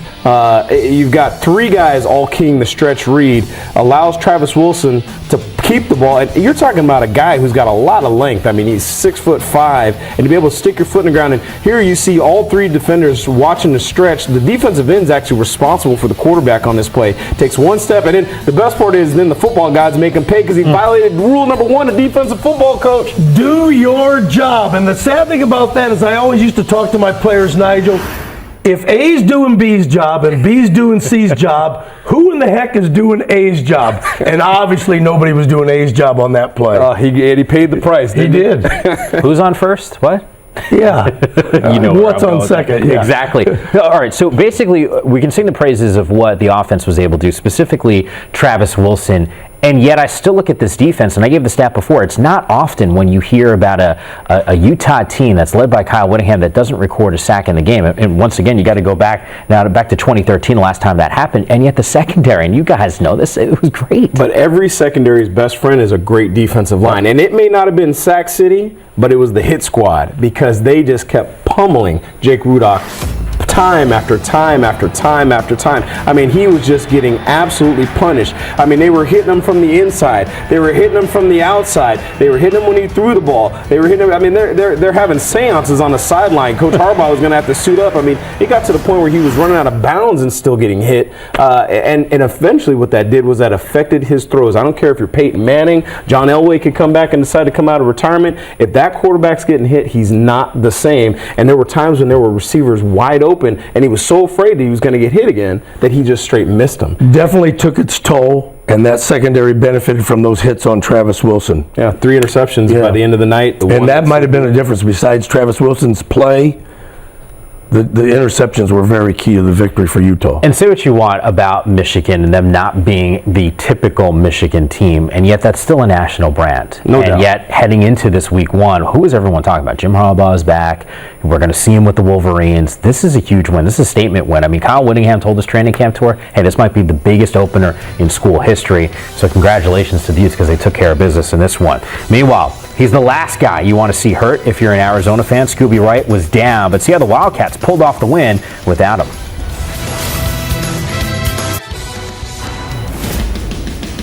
Back here on the Sonic post-game report, down to Nick Galliotti and Mike Yam with you. UTSA matching up against the 22nd ranked team in the land, Arizona. Early first quarter here. Well, the Wildcats were in control. Great way to start your season. Oh, yes. Pick City. They get it done on the defensive side. Anthony Lopez there. Turning this one. We'll hear from him in just a few moments, but later here, this is the injury that we talked about a little bit earlier in the show. Scooby Wright, guys, and not a lot of contact. And Nigel, you said that's scary when you see that. The ones that scare the most, having enough experience, and Coach, you can chime in on this, but when you see a non-contact injury, sometimes those are a lot worse than the ones that look scary. And we'll hear from Rich Rodriguez a little bit later here, and they'll potentially have an update on Scooby's condition. Meanwhile, how about this? This was a heck of a play. Giving his best Marcus Mariota impression, huh? Thinking Johnny Manziel, but yeah, Johnny Jackson there. 8 catches, 101 yards, and that touchdown. Wildcats up 21-10. Jackson had a great night for Arizona. Guys, this dude was a beast in the game. David Morgan II, 9 catches, 109 yards. That would lead to a touchdown. Roadrunners were trailed by 1 at the half. I'm sorry, did you say Jason Witten II? Yeah, it looked like that at times there. The Dallas uniform on him. Second half now, Arizona. It's a second and goal. Nate Phillips. 3 catches, 28 yards, and that's score. Wildcats. Hard to cover a guy with your eyes in the backfield. Do they say That's that? an old coach. Very right there. difficult. That is an old ball coach. Play action pass. Cough up the football, and that's usually not going to lead to good things. Arizona had a couple of defensive touchdowns. Second of the game for them here, Coach. And that was the difference, obviously. I mean, when you look at the score, win by 10, 2 defensive touchdowns without them, it might have been a long night for Wildcat fans. Well, they're up 15 at this point. All of a sudden you go, what's happening here? As Morgan shoots 332 passing yards and 2 touchdowns for Blake in this game. And then it's Nick Wilson, guys.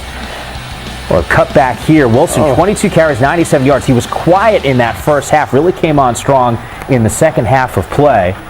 And 81 yards in that second half. One of the best in the country a season going. Second half yardage here. Caleb Jones, just an absolute monster. Gracious. How do you cover that guy? The size is there. But guys, you mentioned this before, just sort of the situations where you can get frustrated as a coach. Now, the team is already up 42-32. It's under a minute and 30 to go. Rich Rodriguez, guys, just absolutely fired up at his team. That is a great way to have an aneurysm. I mean, holy smokes. First and goal, and you go for it on fourth down. You want to get a score, Nigel. You know how you turn a program around? Because there's never a point where it's okay. There's never a point when it's okay. It didn't matter we were up our 10. Doesn't matter that, hey, the game's pretty much over.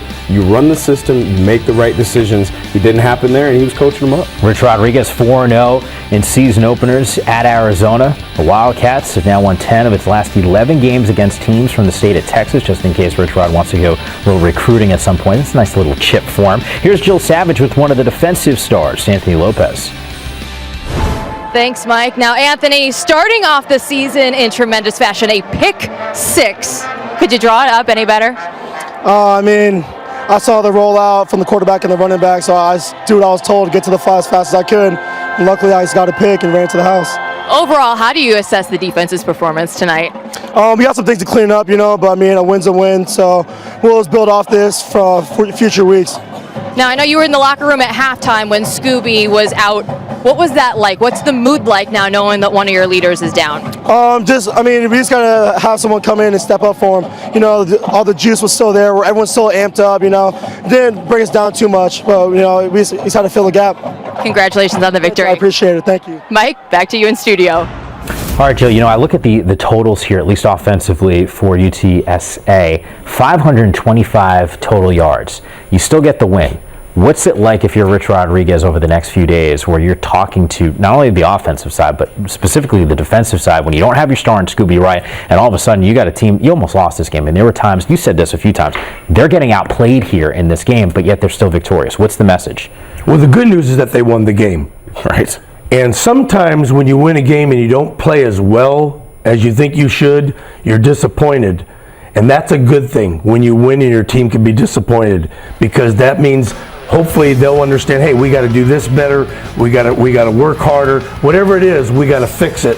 So they won the game. They didn't look pretty, but the bottom line is that they won. Yeah, this is one of the games where all the radio guys in Tucson, the fans might be upset, but the coaches, you know, you're a little up, but you're going in and you got a little smile that you're cracking, because you know that your team knows we've got so much work to do, and now you have their attention, as opposed to had they won by 30 and thinking, we're good, we got this. We'll hear from Rich Rodriguez once again a little bit later here on the Sonic Postgame Report. Want to put you on the spot a little bit, because we were talking about Anu Solomon in the pregame, and you were singing his praises maybe a little bit more on the upside, what we could potentially see from him. 4 touchdowns in this game, 4 different receivers, no interceptions. Did you see enough here? Is your perception of Solomon, at least after this game, has it changed a little bit? Did he impress you? He did some nice things, but I could tell by Rich Rod's reaction on the sideline that he wasn't happy with his quarterback play. So he's a greater judge than I am. Threw 4 touchdown passes, threw for 220-something plus yards. He had a good game, but not a great game. 4 touchdowns and 1 tongue lashing. Yeah, so, I mean, maybe more than one, Nigel. Probably. I'm sure it was more than one. But, you know, the play right here is kind of what you're talking about. There are certain things you just can't coach. Yeah. And that ability to make something out of nothing. That's why, you know, when we talked off camera was, you know, there's that Jeremiah Masoli, that, you know, that it thing that, you know, almost was going to say it was his Vernon Adams impression. Yeah. In terms of just that thing that you can't coach and getting yourself out of trouble. And that's the little moxie that I see, that he's not there yet. And I think he will say he's not there yet. But I think it's on the horizon for him. David Shaw described Christian McCaffrey that way. He says, I don't know what it is, but he has it. And some guys on the football have that it factor. You said you can't really necessarily coach some of those things.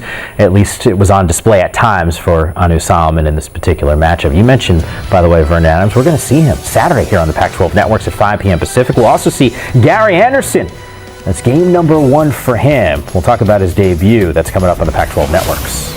Back here on the Pac-12 Networks, we love grinders, and tonight's Justin Workboat's hardest working player is Johnny Jackson.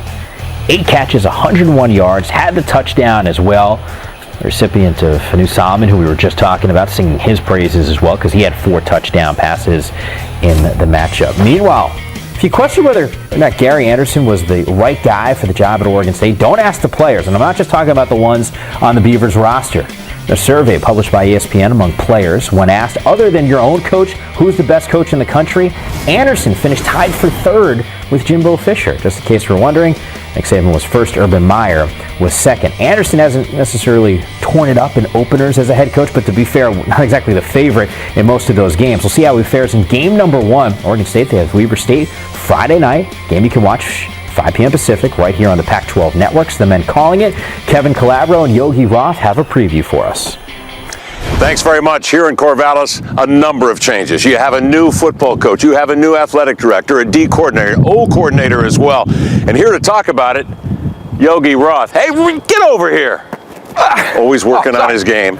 Yogi Roth, Lewis Johnson working on their game. We'll have the broadcast, of course, tomorrow night. Now, we talk about a new culture here in Corvallis with Gary Anderson coming on as a new coach. What exactly does that mean, a new culture? Well, it's Corvegas, right? The culture is going off, and it's really a competitive one. Talk to any student athletes. We had a chance to talk to a few today here on campus. They talk about every element of this program being competitive. The way you walk, the way you talk, the way you practice, the way you study film, the way you go to class, how you are in the community.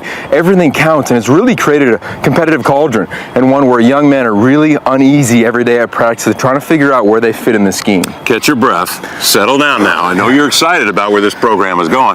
Kalani Sitake. I mean, that creates a lot of excitement, that name. In football circles, they know this guy's a defensive genius. Defensive coordinator, 6 straight years at Utah. We know what a great job he did over there. Well, by far the biggest recruit that Gary Anderson brought in. He learned from Gary Anderson, was tutored by him at the University of Utah.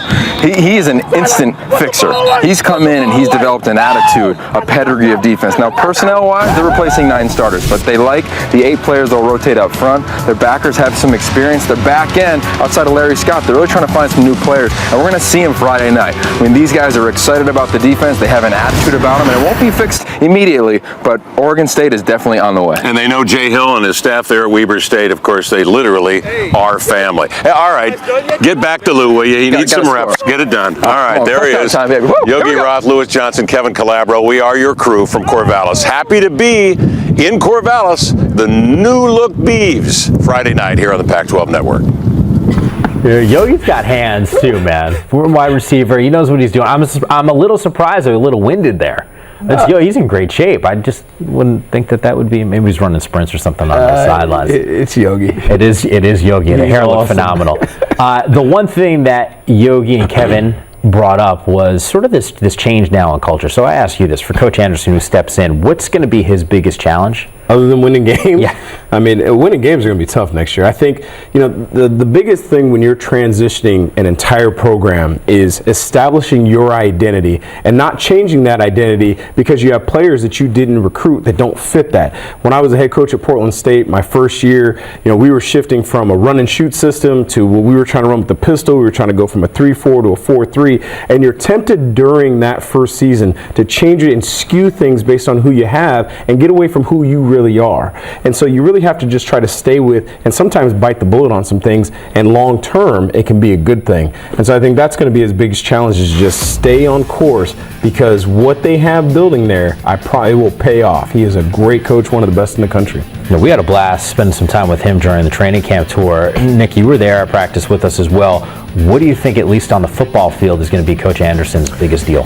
Well, I loved the energy and enthusiasm that Gary brings to that program. At practice there, it was well run. I love the way they were flying around. A lot of good things about what they're trying to do there at Oregon, and I agree with you, Nigel. Stick to what you believe in and get that better. But to me, the biggest challenge is quarterback. They go from a guy in Sean Mannion that threw for the most yards in this league, 12,000 yards or so, to a guy, whoever it might be, and they're going to play 2 guys, that has never played in a Pac-12 or in a football game for Oregon State yet. So that, in this league, in every league, but in this league, you need a quarterback. So to me, that's the biggest challenge, how that quarterback plays for them this year. Now, you mentioned those quarterbacks when we were all there. It was Seth Collins and Nick Mitchell that everyone was talking about, and yet the one player who was moving the team up and down the field was Marcus McMaryion. Right. So it seems like Collins and McMaryion would be the 2 guys that are going to get some reps. You're smiling. Well, I just remember that. I remember us standing and looking, going, yeah, I know about these. Who's that guy? But they're not telling us. Yeah. Well, we'll see potentially a little bit of both. That's secrecy. A lot of those programs. In fact, one of your buddies, Chris Peterson, is big on that as well. As players made Sark do some up downs after an embarrassing moment, our guys tell you what you can expect from this football team. Those were weak. Nick Aliotti, Nigel Burton, and Mike Yam with you. Number 2 team in the country, TCU in Minnesota. Gophers gave them a little bit of a run. First quarter, Horned Frogs up 3. Check it, you make it 10. Josh Doxson at the reception of the touchdown. 8 catches in the game, 74 yards. And guys, coughing up the football. That's not a good thing. Nick Orr able to recover. Minnesota 2 turnovers in the first half. Game. No doubt. To the third quarter. Trevon Boykin. Guys, athlete. 92 yards on the ground alone for him. We'll get you his passing numbers in just a second later. Horned Frogs up by 14. Rodney Smith right up the gut, 16 carries, 88 yards. The Minnesota fans liking that. It's a 7-point deficit. A little bit later, KJ May. He reaches in. 4 catches for him, 73 yards. Well, the Gophers down by 6 now. Going for the onside kick, and it's Josh Doxson recovering. Mentioned Boykin in the 92 yards on the ground. He also had 246 passing yards and a touchdown to the potential Heisman winner. People talking about him as a major player, at least being able to be invited to New York. Meanwhile, Alcorn State and Georgia Tech. Second quarter, Paul Johnson leaning on his freshman. Guys, that's Marcus Marshall. Fast. And, Georgia Tech is that sleeper team. A lot of people, who's that dark horse? The ACC is still not a super strong conference, and they're that team that can beat you at any time because what they do is so different and hard to prepare for. Yeah, it feels like that. The first one was 49, that one for 64. Marshall, he carries 184 yards and 2 touchdowns. To take a closer look at the AP Top 25, the Pac-12 teams that are in that. Don't forget, Oregon and USC both playing here on the Pac-12 networks on Saturday. You'll be able to catch those Ducks and Vernon Adams at 5. SC, that's Arkansas State. That one at 8 p.m. Once again, Pacific time. I want to start here with SC because there's so much made about this team being a team that could be playing for a national championship this year. And yet Steve Sarkisian embarrassed himself. He apologized for what had happened at a booster event. Was good enough to talk to us here at the Pac-12 Networks when we were doing the training camp tour. We got a chance to talk to a lot of the players, and Cody Kessler came up to me and said, you know what, I think it actually brought the team together. And I think some people might say, well, that's lip service. You played and coached. What in your mind, is that a legit thing, or is that just something he needs to say? No, absolutely. I mean, it's no different than having your parent, right? As you're a little guy, your parents can do no wrong, right? Your dad is that walk on water person. As you get older, you understand, you can see their flaws, and it's kind of like your parent coming to you and saying, listen, I have flaws too, son, and here are the things that I need to do better, and having that conversation as a young adult, and it actually can increase your respect factor for your parent. Well, in college football, your parent, your dad, is sometimes the head football coach. And that relationship can change by saying, hey, look, I need some help with some things too. And a lot of times that'll actually make that team get closer to their head football coach. Yeah, because a lot of times people are talking about added pressure on this team. And you were talking about this pressure at SC. I mean, that's sort of the point. Pressure is what you feel when you don't know what you're doing. Okay? And I got to believe those coaches in SC, they know what they're doing.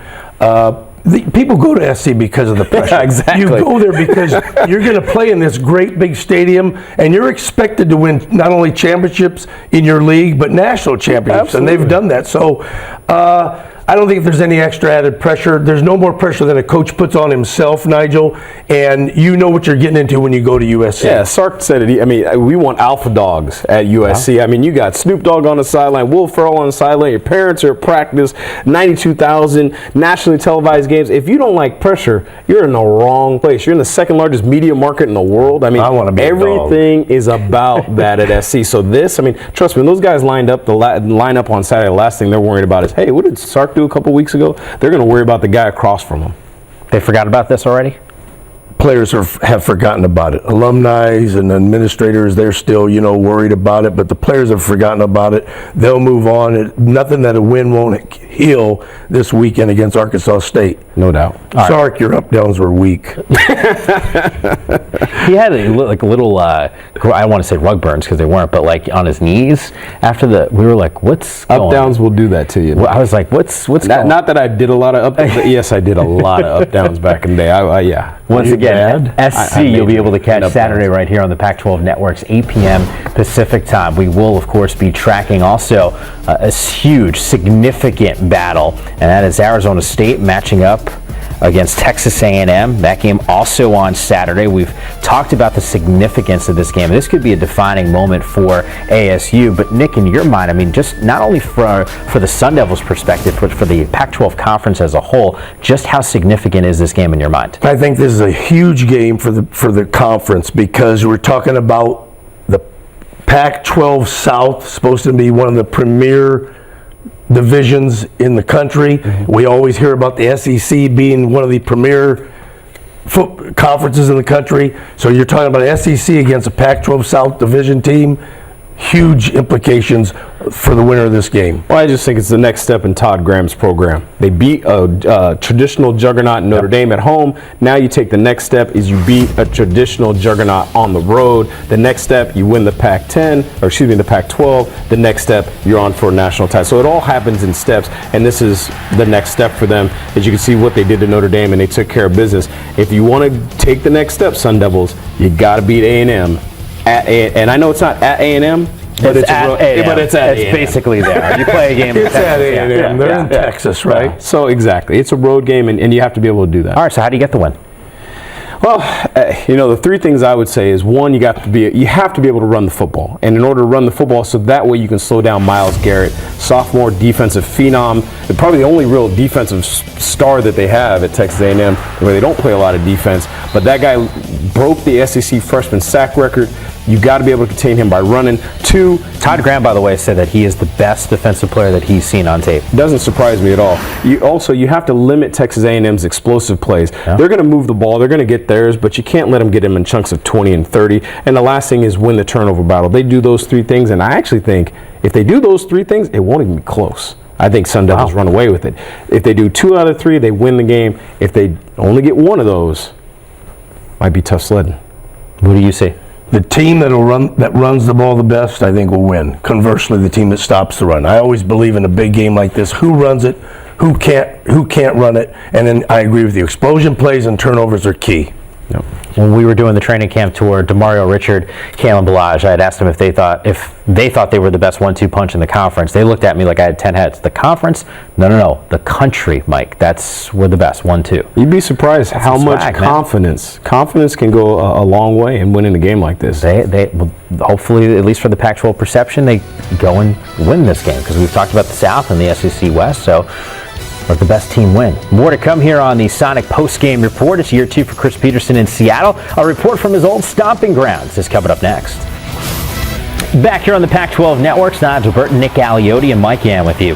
Alaska Airlines has expanded its partnership with the University of Washington. $41 million deal over 10 years. In exchange, the company is the naming rights holder of Alaska Airlines Field at Husky Stadium in the University of Washington Athletic Village, presented by Alaska Airlines. Meanwhile, just in case you didn't know, just a reminder, Chris Petersen headed back to Boise. No one's talked about this game. No one has asked him even about how it's going to be to face his former team. Not once. Yeah, never. We've never brought it up to him. For more on the matchup, here's our Katie Boggs. Washington head coach Chris Petersen has made a lot of memories on the blue turf right inside this stadium, as he was head coach at Boise State for 8 seasons, leading the program to a 92-12 record. And now, just 2 seasons later, he's back, except this time wearing Washington purple in a game that he says will be awkward, because so many players standing on the opposite side of the field were personally recruited by him. Yet, it's the opening game of the season, and no matter how awkward it may be, it's always something special. I don't want to wish this whole thing away. I mean, we only get so many games, and the opening game is always an exciting game for everybody involved. And so, I'm trying to look at it in a real positive way. Playing a really good team and going to a great environment in college football, and so those are all good things. And let's go enjoy this thing. Our players are preparing to go play. All this stuff really has nothing to do with any of that. I mean, that's really coaches and staffs, and this game is not about the staffs, it's about the players. A game is billed as the biggest game in school history. I don't think you have to do a lot of describing. I think usually those words just, take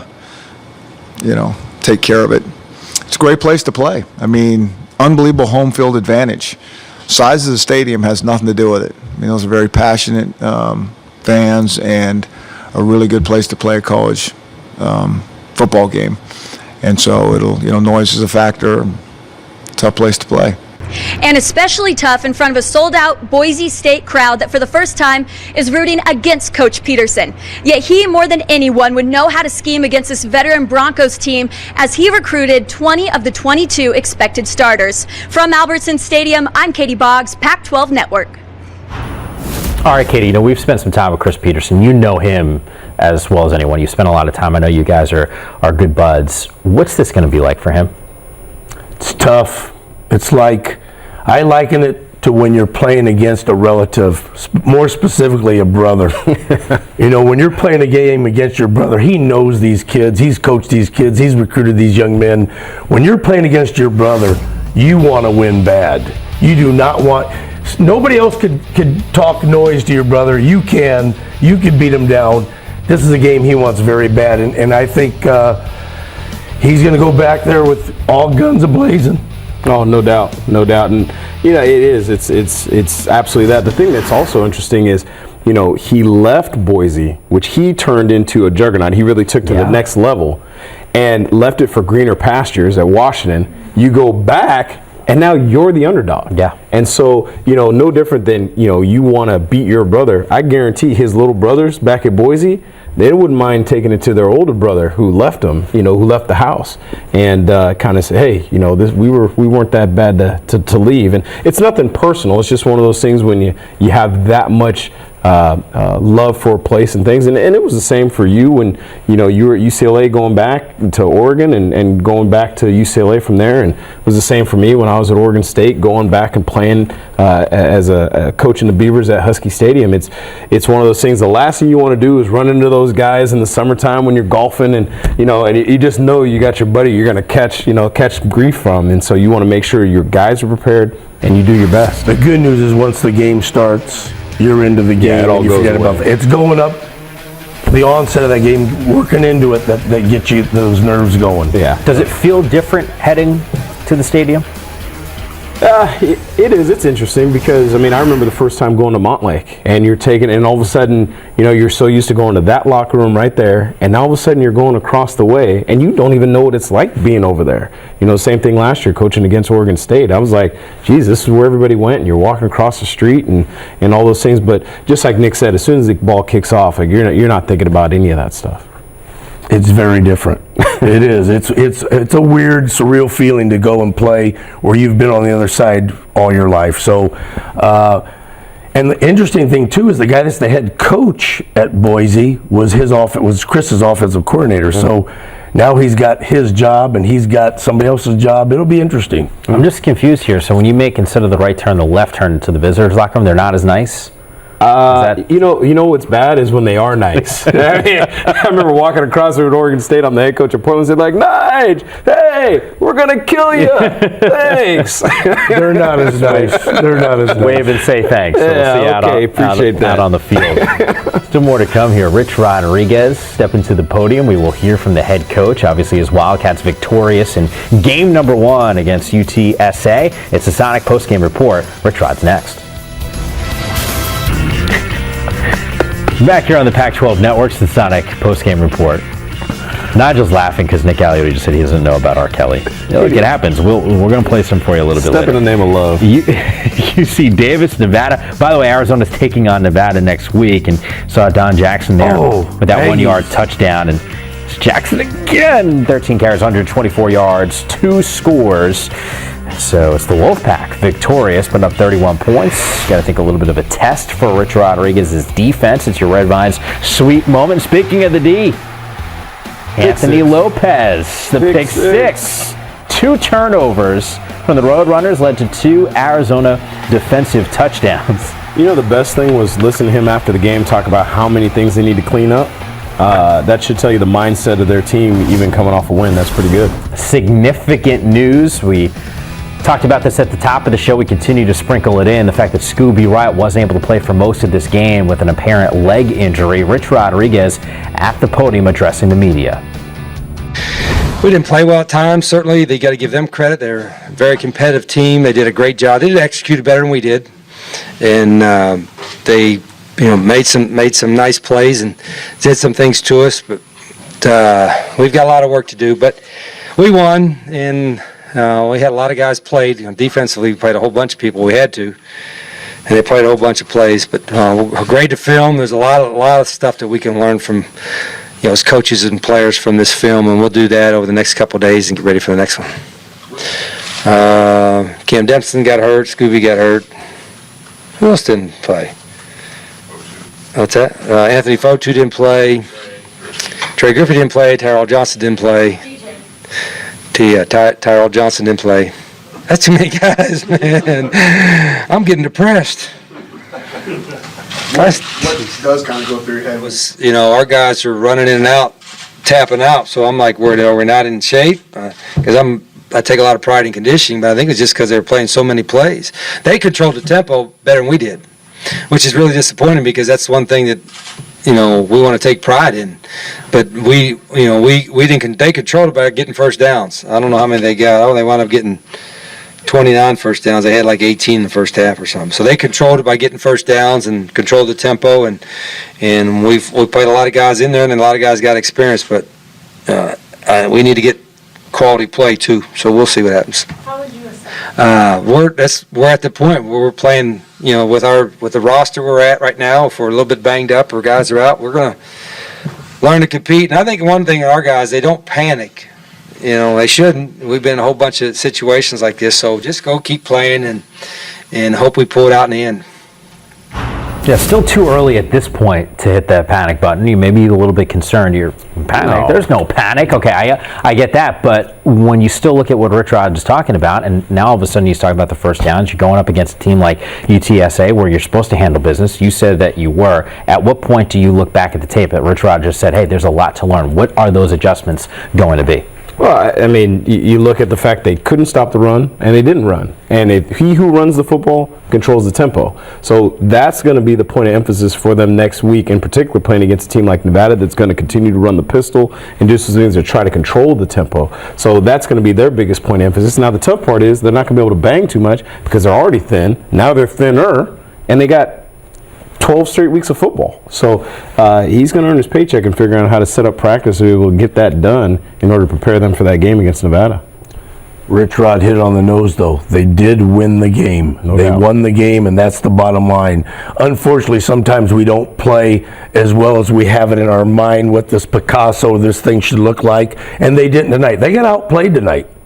I think Rich Rod would be the first to tell you. They got outplayed tonight, but they won the game. And I think a team makes its greatest improvement from game 1 to game 2. So they'll go back, look at this film, correct some things, and I think they'll be better next week. But they have to be able to run the ball, and they have to be able to stop the run. And, Coach, just like you said, I mean, then there is nothing better than winning a game and having your guys come off the field and go, God, we got to do better than that. Because as a coach, that's sometimes your toughest job is winning and keeping your young guys, 18, 19-year-old guys focused. Yeah. And just listen to them coming off the field. They got their attention. Yeah, they already have theirs. So, I mean, it actually couldn't have worked out better. I know the fans will be disgruntled, but as a coach, you're actually feeling pretty decent about at least the attitude. It's a great week to coach. When you win like this, it wasn't pretty, but you did win. You have your players' attention. It'll be an easy week of practice from the standpoint of guys paying more attention to detail and trying to get better. They'll be locked in. Yeah. For what it's worth, Rich Rodriguez did say after the game that Scooby Wright is set to go and take an MRI.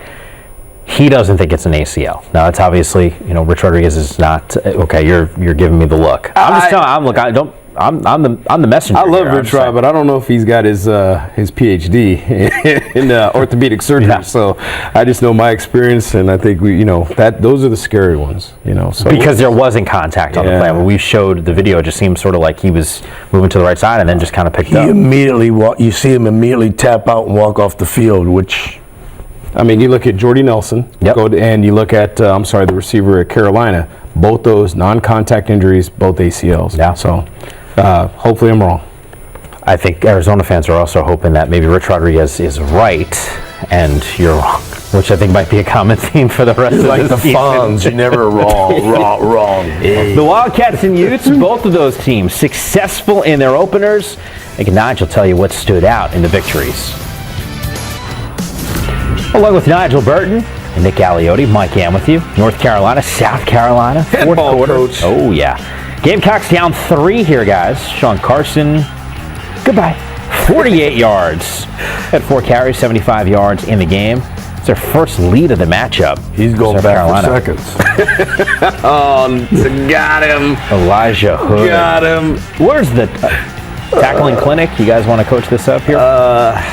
Grab whatever you can, man. 13 carries, 138 yards on the ground. Tar Heels inside the 30 after that. And then this is not good, guys. 10 was open. I'm telling you, he was open, Coach. He was wide open. Yeah, absolutely. I hit him right between the numbers. Moore, by the way, 10 tackles, 2 interceptions. On the pregame show, we had asked you to log on to Facebook, Pac-12 Conference, vote on which Pac-12 coach that was hired for the 2012 campaign has done the best job so far. Got to assume there's a lot of Arizona fans that were watching this show just based on the fact that we came on after the Arizona game. They can't be thrilled with this. Todd Graham just running away with things, guys. 48%. That's you put the records underneath their, their records. He has the best record. Yeah, that's and look, they've had a ton of success, but all 3 of these guys continue to do some big things. Meanwhile, Kyle Winningham, also one of those guys. He's been around for a long period of time. He's also done a nice job. Great job, guys. Hey, you can speak to the University of Michigan.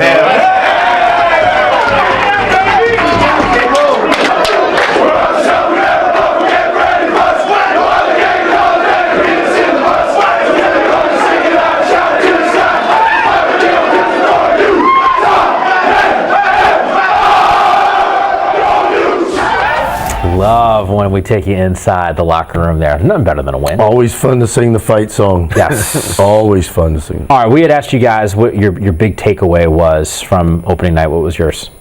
Travis Wilson. I keep singing his praises, but I just was really impressed by the way he played tonight in a big game. And if he can continue to do that throughout the year, Utah will be contending for that South Division. There are no gimmies on the opening weekend. I mean, I go back historically: Michigan, App State, Eastern Washington, Oregon State. This tonight, UTSA keeping it close with Arizona. TCU almost losing at Minnesota, and the second-ranked team in the country. Western Kentucky beating Vanderbilt, and then UCF, who just was in the Fiesta Bowl, losing to FIU. They got the job done. That'll wrap things up for us. By the way, he's coming back for seconds. He's got the pregame show, 4 p.m. He's ready to rock and roll on Friday. He's in. I'm so proud of you. Sark's up, down. Seriously.